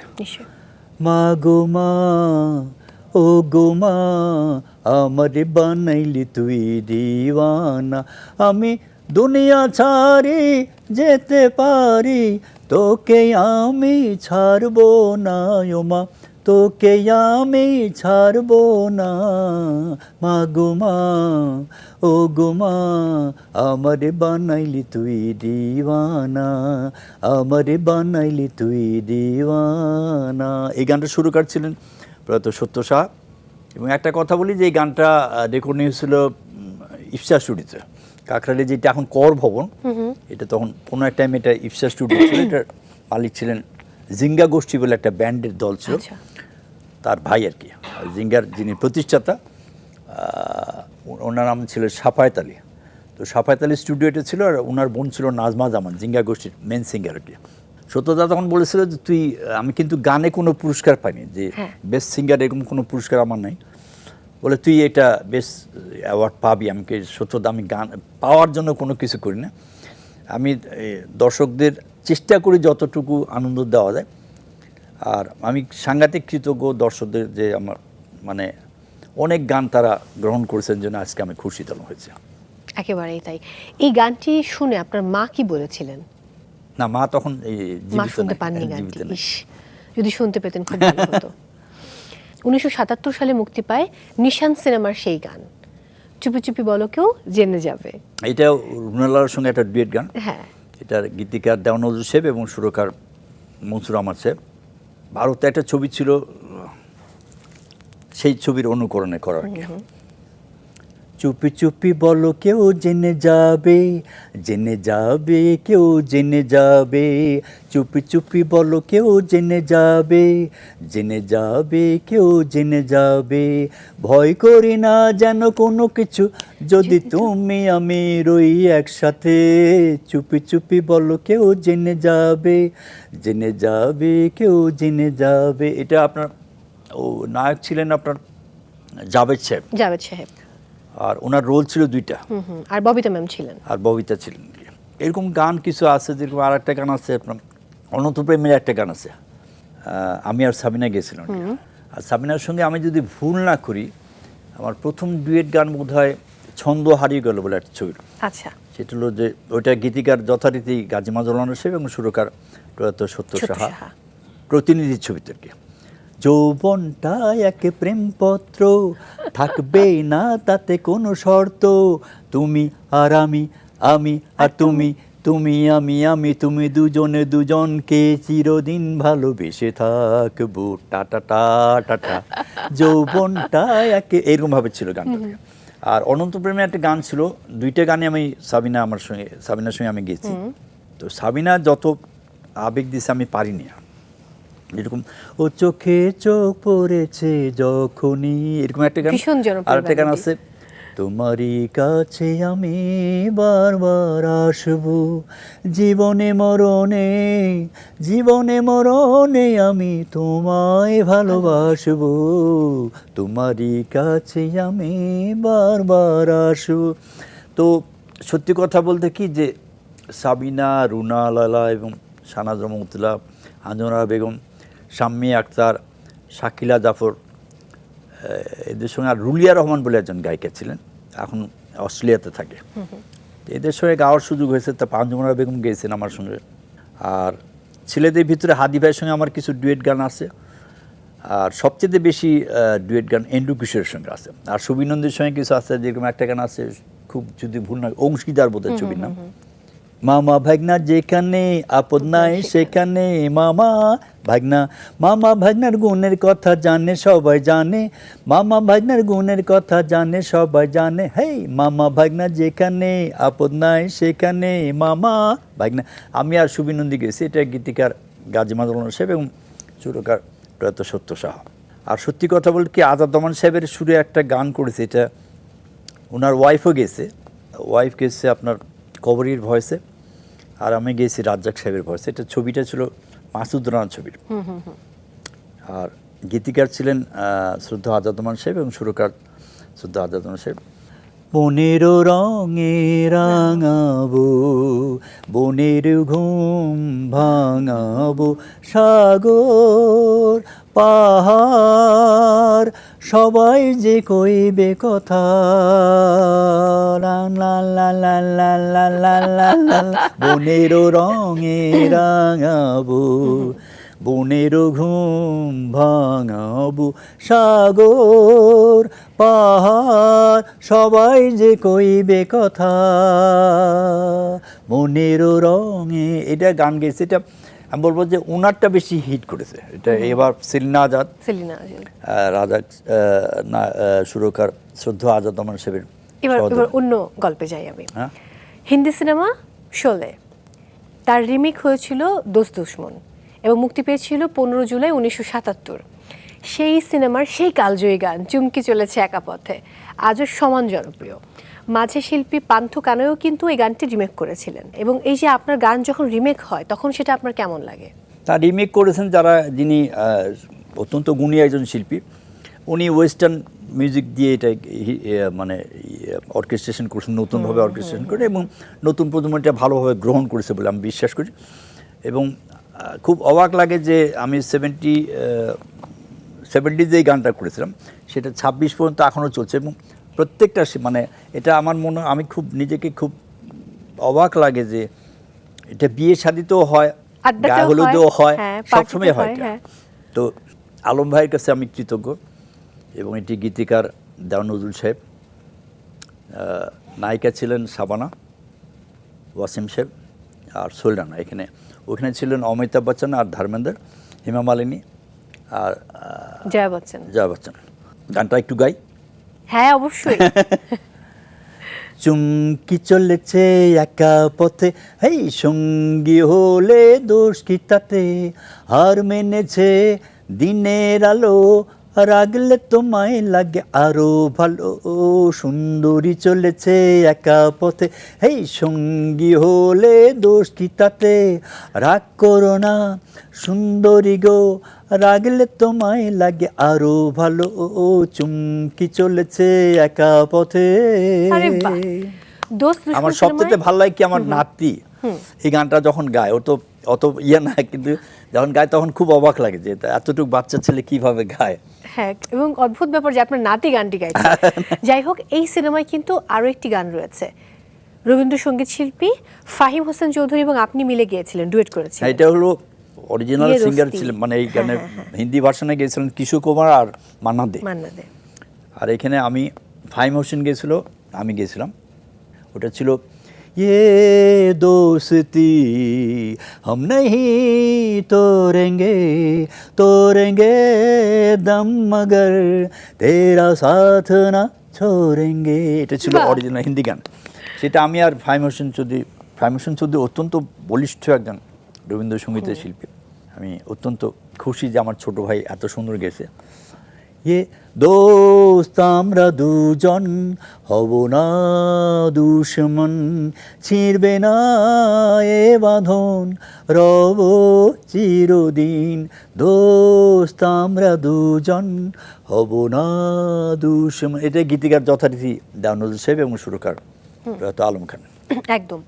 14 জুলাই 1978 সালে মুক্তি পাওয়া মিন্টু আমার নাম সিনেমার একটি গান এখনো বেশ জনপ্রিয়, আজকে না হয় ভালোবাসো। এই ওইটা- গানটিও কিন্তু 2004 সালে ব্যাচেলার সিনেমায় নতুন করে সংযোজিত হয়েছিল। এই গানের নেপথ্যের গল্প যদি জানতে চাই। এটার প্রযোজক ছিলেন হাবিবুর রহমান সাহেব, যিনি তিতাস একটি নদীর নাম নদীর নাম ছবি সিনেমা। প্রযোজনা করেছেন। উনি অনেক সিনিয়র একজন প্রযোজক। আর আলম ভাই তখনকার দিনে যারা সুরকার ছিলেন, যারা প্রযোজক ছিলেন, যারা পরিচালক ছিলেন, তারা কিন্তু সুরকারের সঙ্গে একটা কথা বলতেন, কোন নায়কের লিপে কোন গায়কের ম্যাচ করবে এটা ওনারা ঠিক করতেন। আমি ব্যক্তিগতভাবে যেরকম মাহমুদুল সাহেব একটা গান গেয়েছেন স্বরলিপি ছবিতে, গানের খাতায় স্বরলিপি লিখে রাখা, এত সাংঘাতিক একটা ঐতিহাসিক গান। গান, হ্যাঁ। এটা আপনার গাজী ভাইয়ের লেখা এবং সুবলদার সুর করা, সুবল দাসের সুরে। এবং রুনালালার জীবনের প্রথম বাংলা গান। এটি রুনালালা যেরকম গেয়েছেন, আবার ওইটা নায়িকার লিপে, এইটা আপনারা মাহমুদুল সাহেব গেছেন এই রাজ্জাক সাহেবের লিপে, অত্যন্ত সুন্দর ইয়ে করেছেন। মিন্টু আমার নাম এটা আপনার সোহেল রানার লিপি ছিল, আর গীতিকার যথারীতি দেওয়ান নজরুল সাহেব এবং আলম খান সাহেবের সুরার প্রযোজক। আজকে না হয় ভালোবাসো আর কোনো দিন নয়, ওই প্রেমের দরজা খোলো না, কাল কি হবে জানি না। আরে আজকে না হয় ভালোবাসো আর কোনো দিন নয়, ওই প্রেমের দরজা খোলো না, কাল কি হবে জানি না। তোমার আমার মাঝে কেন বাধা তুমি রাখো, একটু আদর করে আজ নতুন নামে ডাকো। আমায় একা ফেললে যদি খিড়কি বন্ধ করো, মনের খিড়কি তোমার জানে খুলে যাবে আরো। স্বপ্নের রানী তুমি দাও না একটু অনুমতি, ওই প্রেমের দরজা খোলো না, কাল কি হবে জানি না। আরে আজকে না হয় ভালোবাসো আর কোনো দিন নয়, হেই আজকে না হয় ভালোবাসো আর কোনো দিন নয়। এই গানটা কিন্তু বেশ জনপ্রিয়। অনেক অনেক। জোকার সিনেমার একটি গান, বাপের চোখের মনি নয় মায়ের সোনার খনি নয়। এই গানটি আপনার কণ্ঠে একটু শুনতে চাই। এই গানটার গীতিকার যথারীতি গাজী মাজরুল সাহেব এবং সুরকার আনোয়ার পারভেজ, নায়করা রাজ্জাকের মেয়ে ময়না অভিনয় করেছিল আর কি। বাপের চোখের মনেই নয় মায়ের সোনার খনি নয়, ভাইয়ের আদরের ছোট বোন, একটি বিনার তার মোরা একটি সংসার, দুজনে বড় যে আপন। বাপের চোখের মনেই নয় মায়ের সোনার খনি নয়, ভাইয়ের আদরের ছোট বোন, একটি বিনার তার মোরা একটি সংসার, দুজনে বড় যে আপন। বাহ, এবার আপনার চোখের মনি এবং মায়ের সোনার খনি, আপনার দুই উত্তরসূরি মেহেরিন আলম এবং মেহনাজ আলম। মেরিন হলো বড়, হ্যাঁ, ওর ডাকনাম হলো তাদের টুম্পা। সঙ্গে আপনার কেমিস্ট্রি কেমন? হ্যাঁ, তাদের সঙ্গে আপনার কেমিস্ট্রি কেমন? বন্ধুর মতো। বড় মেয়েটা গান গান সাংঘাতিক করে, ওর সেতার ভালো বাজায়, কিন্তু প্রফেশন হিসাবে না। এমনি ও এখানে আপনার বেঙ্গল ফাউন্ডেশনে শিখতো, ও ইন্ডিয়া থেকে শিল্পী উস্তাদ কাছে শিখতো, পেশা হিসেবে নেয়, ভালো বাজায় আর কি। আর ছোটো মেয়েটা ও ভালো ছবি আঁকে। বড় মেয়েটার নাম হলো মেরিন আলম, ডাকনাম হলো টুম্পা। বাহ, ছোট্টার নাম হলো মেহনাজ আলম, ডাকনাম ডাকনাম দিয়া। ও টুম্পা আর দিয়া। বাহ, বাবার সাথে মানে কেমন তাদের বন্ধুত্ব? আপনি বললেন যে আমরা বন্ধু। বন্ধু মানে কি, যে আমার চাইতে আমার ওয়াইফ ওদের টেক কেয়ার বেশি করেছে। আমি মানে একটু রাগারাগিটা করতো বেশি। হ্যাঁ, একটু রাগারাগি বকাঝকাটা আমার ওয়াইফ বেশি। রাগারাগি করে না। বাহ। ওদের জন্য যেটা স্কুলে আমি খুব ওর কাছে, আমার ওয়াইফের কাছে অনেক কৃতজ্ঞ যে আমি স্কুলে নিয়ে যাওয়া। আমার বড় মেয়ে ভিকানোসে থেকে ম্যাট্রিক পাস করছে, আর ছোটটা পাস করেছে সাউথ ব্রিজ থেকে। আচ্ছা, আমার ওয়াইফ অনেক কষ্ট করেছে বড় মেয়ের জন্য, যে তারা স্কুলে নিয়ে যাওয়া আসা, এটার সঙ্গে প্রাইভেট পড়ানো, এটা ও অনেক করেছে। আমার ওয়াইফের ঋণ আমি শোধ করতে পারবো না। আপনি এটা বারবারই বলেছেন আজকের আয়োজনে। তার প্রতি না শ্রদ্ধা। না, আসলেই যেটা আমি করতে পারি না, এটা আমার ওয়াইফ করেছে আর কি। ওই যে একে অন্যের অর্ধাঙ্গ, দুজন মিলেই পথটাকে সহজ করা, একসঙ্গে পথে চলা। যাই হোক, এবার আপনার জন্য সারপ্রাইজ, ভেরি স্পেশাল সারপ্রাইজ। চলুন দেখি।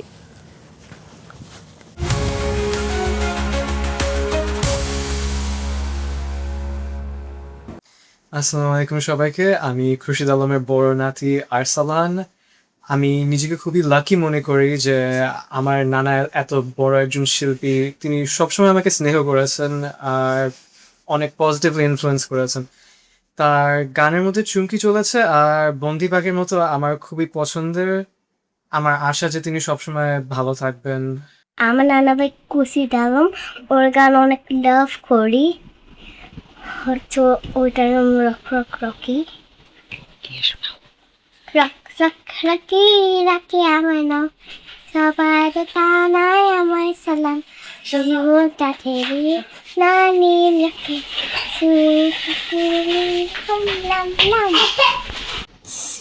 কি চলেছে কাপতে সঙ্গে হল রসিদারে আর মেনেছে দিনের আলো তা গেলে তোমার লাগে আলো ভালো।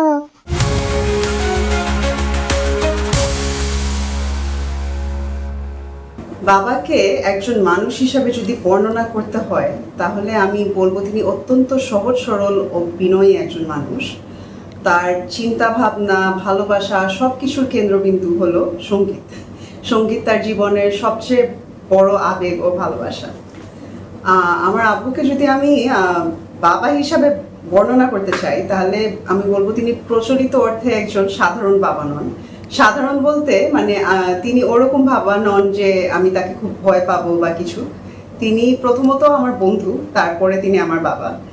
যে যখন কোনো ঝামেলায় পড়েছি বা মানে যে কোনো প্রবলেমের জন্য আমি সবসময় আমার মায়ের আগে আমার বাবার কাছে যাই।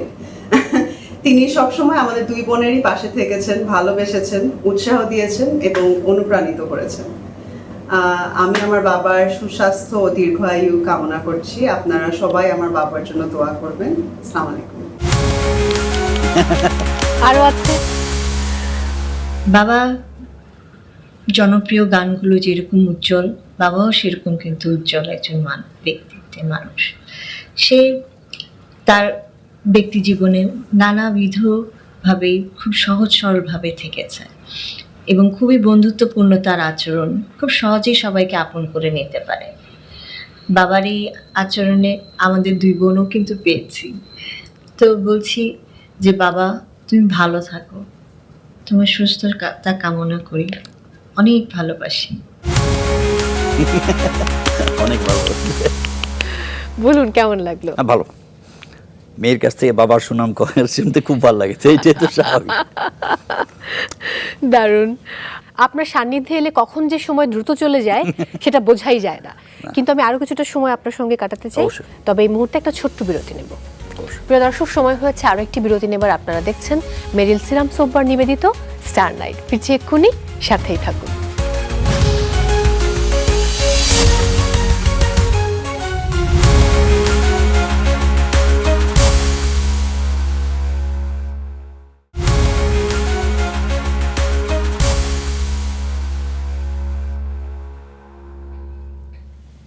প্রিয় দর্শক, ফিরে এলাম ব্রেক থেকে। সবাইকে আরও একবার ওয়েলকাম করছি মেরিল সিরাম সোপার নিবেদিত স্টার নাইটে।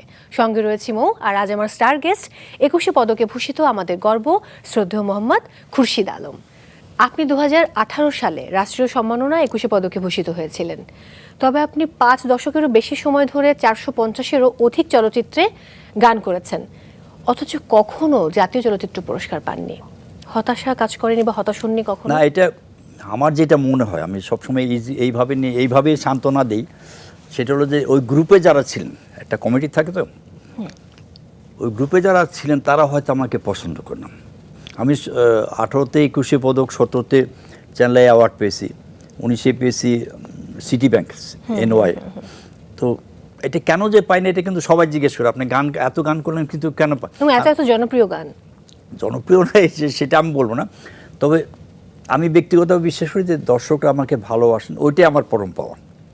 এখনও যে গান গাইলে যে গাইতে বলে অমুক গানটা করেন, এটা করেন, আমিও আল্লাহর অশেষ মেহরবানিতে আমি গাইতে পারছি, এটা একটা পরম পাওয়া নিঃসন্দেহে।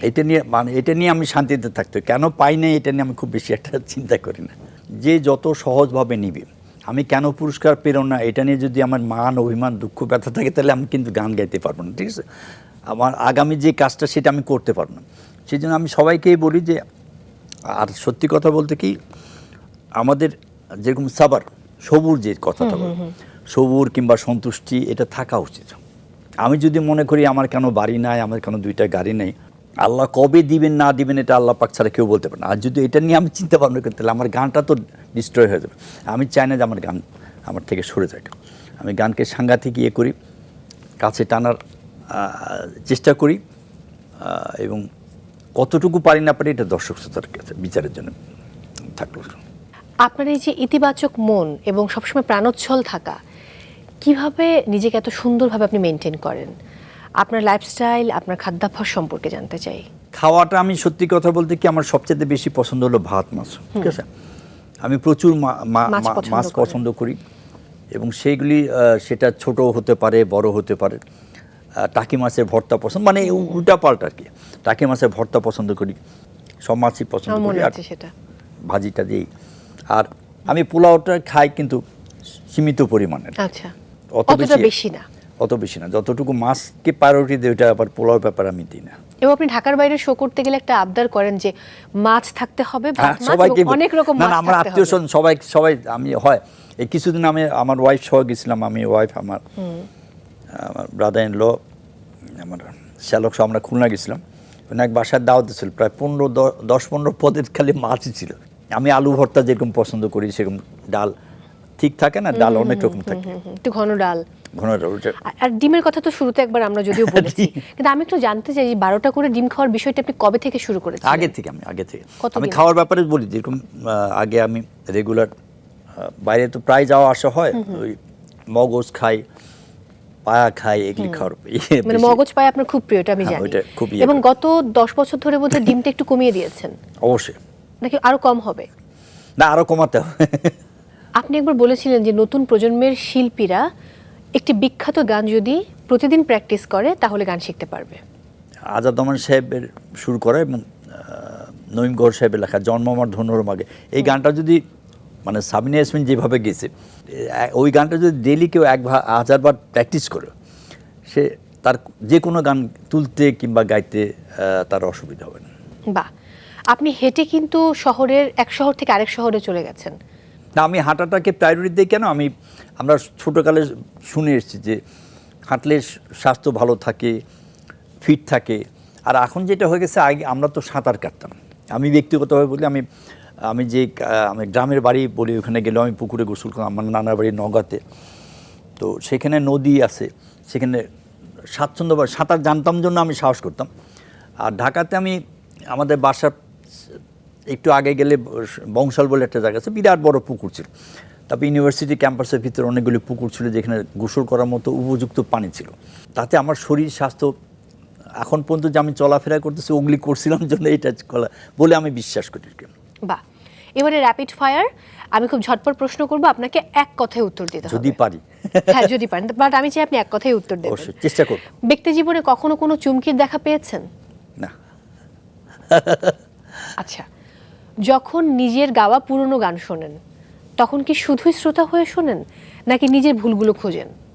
অবশ্যই ভুল ধরি, যদি কোথাও ভুল হয় অবশ্যই কারেকশন করার চেষ্টা করি। এই 80 বছর বয়সে এসে প্রেমের সংজ্ঞা কি বলতে চান? এটা আমি জানি না কি বলবো। মানে প্রেম কি আপনি এখনো জানেন না? এত প্রেমের গান গান। গেয়েছেন। গানের মাধ্যমে আমি সব কিছু করতে চাই আর কি। গানকে আমি সাংঘাতিক ভালোবাসি। আচ্ছা, তরুণ বয়সে যা গুরুত্বপূর্ণ মনে হতো অথচ এখন গুরুত্বপূর্ণ মনে হয় না। নিজের পোশাক আশার ব্যাপারে বেশি দৃষ্টি থাকতো আর কি। আর তবে আমি একটা কথা বলি যে আমি কোনোদিন সুটেড বুটেড হয়ে চলাফেরা করিনি। হ্যাঁ, যতটুকু নর্মাল সেটা আমার সিম্পল কাছে থাকা ভালো যায়। লাগে। আপনার জীবনের সবচেয়ে আনন্দের দিন কোনটি ছিল আর সবচেয়ে কষ্টের দিন কোনটি ছিল? এটা কি প্রথম যেদিন গান গাই গেছে যে সিনেমার গানে, এটা আনন্দ ছিল। আচ্ছা, আর সবচেয়ে কষ্টের? কষ্ট মানে কি, যে আমি সবচেয়ে বেশি ভালোবাসি আমার দাদিকে, ঠিক আছে? এই দাদিকে যখন এখানে স্ট্রোক করলো তখন আমি নিয়ে গেলাম আমার গ্রামের বাড়ি। তখন এখানে প্রফেসর ইউসুফ আলী সাহেব ছিলেন। উনি বললেন যে ওনার জন্মস্থান যেখানে, সেখানে নিতে হবে। আমার জন্মস্থান হারুনজা, ঠিক আছে? আমার দাদিরও জন্ম হারুনজা। নিয়ে গেলাম, তারপর মার কাছে হস্তান্তর করলাম, আবার ব্যাক করলাম, এসে একটা গান করলাম, নাচ আমার ময়না তুই পয়সা পাবি রে, এমন রসিক জন্মরা আর পাবো না রে। এই গানটা গেছিলাম। ঘুঙরু বাজিয়ে 180 কিলোমিটার গেছি আর 180 কিলোমিটার আসছি, এসে গান গেছি এক মুঠো ভাতে। তখন জাফর ইকবাল আর ববিতা সুপার ডুপার হিট। গীতিকার হলো দেওয়া নজরুল, সুরকার মনসুর আহমদ। কেউ চেনেন? মনসুর আহমদ হলো ওই মানাম আহমদ আছে না, তার বাবা। আপনার গাওয়া গানগুলোতে যে সকল নায়িকার অভিনয় করেছে সেসব নায়িকাদের মাঝে আপনার ক্রাশ কে ছিল? ক্র্যাশ বলতে যেটা বোঝায় সেটা বুঝে না, তবে আমার কাছে সবচেয়ে বেশি ভালো লাগতো কবরীকে। আচ্ছা, মিষ্টি মেয়ে কবরী। আর একজন নায়িকার নাম না বললেই না, যিনি সত্যজিৎ রায়ের মতো ছবিতে অভিনয় করেছেন, ববিতা। আমাদের গর্বের হলো ববিতা, নায়ক ফারুক, নায়ক রাজ্জাক, আলমগীর, এনারা প্রত্যেকের কন্ট্রিবিউশন আছে। আপনার গান শুনে আপনার নাতি নাতনিরা কোন মন্তব্যটি বেশি করে? ওরা যেটা বলে চুমকি চুমকিটা খালি বলে চুমকি চুমকিটা বলে, এবং এটা গাইতেও পছন্দ করে। গাইতে পছন্দ করে। দারুণ। আজকে না হয় ভালোবাসো, আজকের দিনে ভালোবাসা আর আগের দিনে ভালোবাসা পার্থক্যগুলো কি কি? আগে ইন্টারেস্ট ছিল না, এখন ইন্টারেস্ট আছে। আচ্ছা, এই যুগের কোন শিল্পীর সঙ্গে আপনি ডুয়েট করতে চান? প্রত্যেকের সঙ্গে। ওকে। আপনার প্রিয় খাবার? ডাল ভাত। ওকে। এই প্রজন্মের সঙ্গীত পরিচালকদের মধ্যে কার সঙ্গে কাজ করার খুব ইচ্ছে? প্রত্যেকের সঙ্গে করা হচ্ছে যদি সুযোগ পাই। মঞ্চে কোন গানটি আপনি সবচেয়ে বেশি গেয়েছেন? কিছু কিছু গান আছে যেগুলি হয়তো। উত্তরটি বোধহয় আমি জানি, আমার ধারণা চুমকি চলেছে একা। হ্যাঁ, চুমকিটা বেশি। ট্রু। কোন বন্ধুকে এখন সবচেয়ে বেশি মিস করেন? গানে আসার জন্য যার প্রেরণা ছিল, উৎসাহ ছিল, আমার আবুল কায়েস শের বলে একটা স্কুল ফ্রেন্ড ছিল, ওর ডাক নাম ছিল মিঠু। বর্তমানে কোন বন্ধুর সাথে আড্ডা শুরু হলে সময় চলে যায়, আড্ডা শেষ হয় না? জিয়াউল ইসলাম বলে এক ভদ্রলোক। ওকে। আপনার শ্রোতাদের যে কথা কখনো বলেননি আজ বলে ফেলুন। সবসময় বলি, ওইটাই বলি, আমার জন্য দোয়া করুন এবং বাংলাদেশের গান শুনবেন, প্রত্যেককে অনুরোধ করছি দয়া করে। এবারের সেগমেন্ট হচ্ছে হ্যাশট্যাগ। আমি অনেকগুলো নাম বলবো, সেই নামগুলোর আগে আপনাকে একটি বা দুটি বিশেষণ যুক্ত করতে হবে। বলতে হবে হ্যাশট্যাগ, তারপর বিশেষণ, দ্যাটস ইট। প্রথমেই ফেরদৌসী রহমান, শ্রদ্ধেয়। হ্যাশট্যাগ শ্রদ্ধাভাজন। এবার শ্রদ্ধেয় রুনা লায়লা। হ্যাশট্যাগ অত্যন্ত জনপ্রিয় একজন শিল্পী। বা সাবিনা ইয়াসমিন। হ্যাশট্যাগ দেশের গান। বা আবিদা সুলতানা। হ্যাশট্যাগ বিমূর্ত রাত্রি। Shakila Zafar. Hashtag sweet singer. Samina Chowdhury. Hashtag অত্যন্ত সিরিয়াস গান করেন। ফাহমিদা নবী। হ্যাশট্যাগ সিরিয়াস গান করেন। বিবি নাজনীন। Hashtag black diamond. বা কনক চাপা। হ্যাশট্যাগ গোছানো একজন শিল্পী। বা এবারে Syed Abdul Hadi. Hashtag legend. Okay. Rafiqul Alam. Hashtag অত্যন্ত ঘনিষ্ঠ বন্ধু। বা এবার ফেরদৌস ওয়াহিদ। হ্যাশট্যাগ মামুনিয়া। বা নকিব খান। হ্যাশট্যাগ মিষ্টি হাসি। তপন চৌধুরী। হ্যাশট্যাগ মন শুধু মন ছুঁয়েছে। বা এবং মোহাম্মদ খুরশিদ আলম। Hashtag nervous.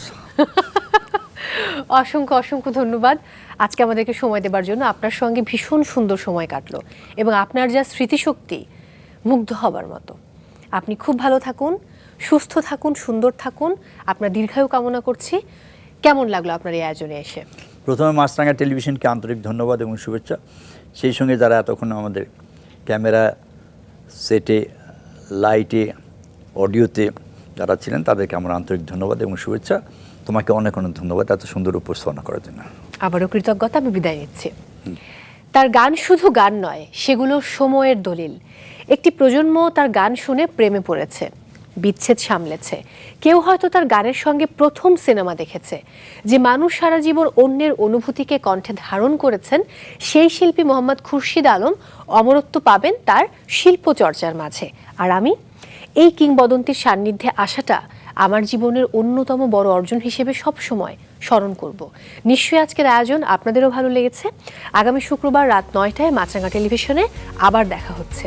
ততক্ষণ পর্যন্ত এই মুহূর্তটা যাপন করুন, কারণ কাল কি হবে আমরা কেউ জানি না। শুভরাত্রি।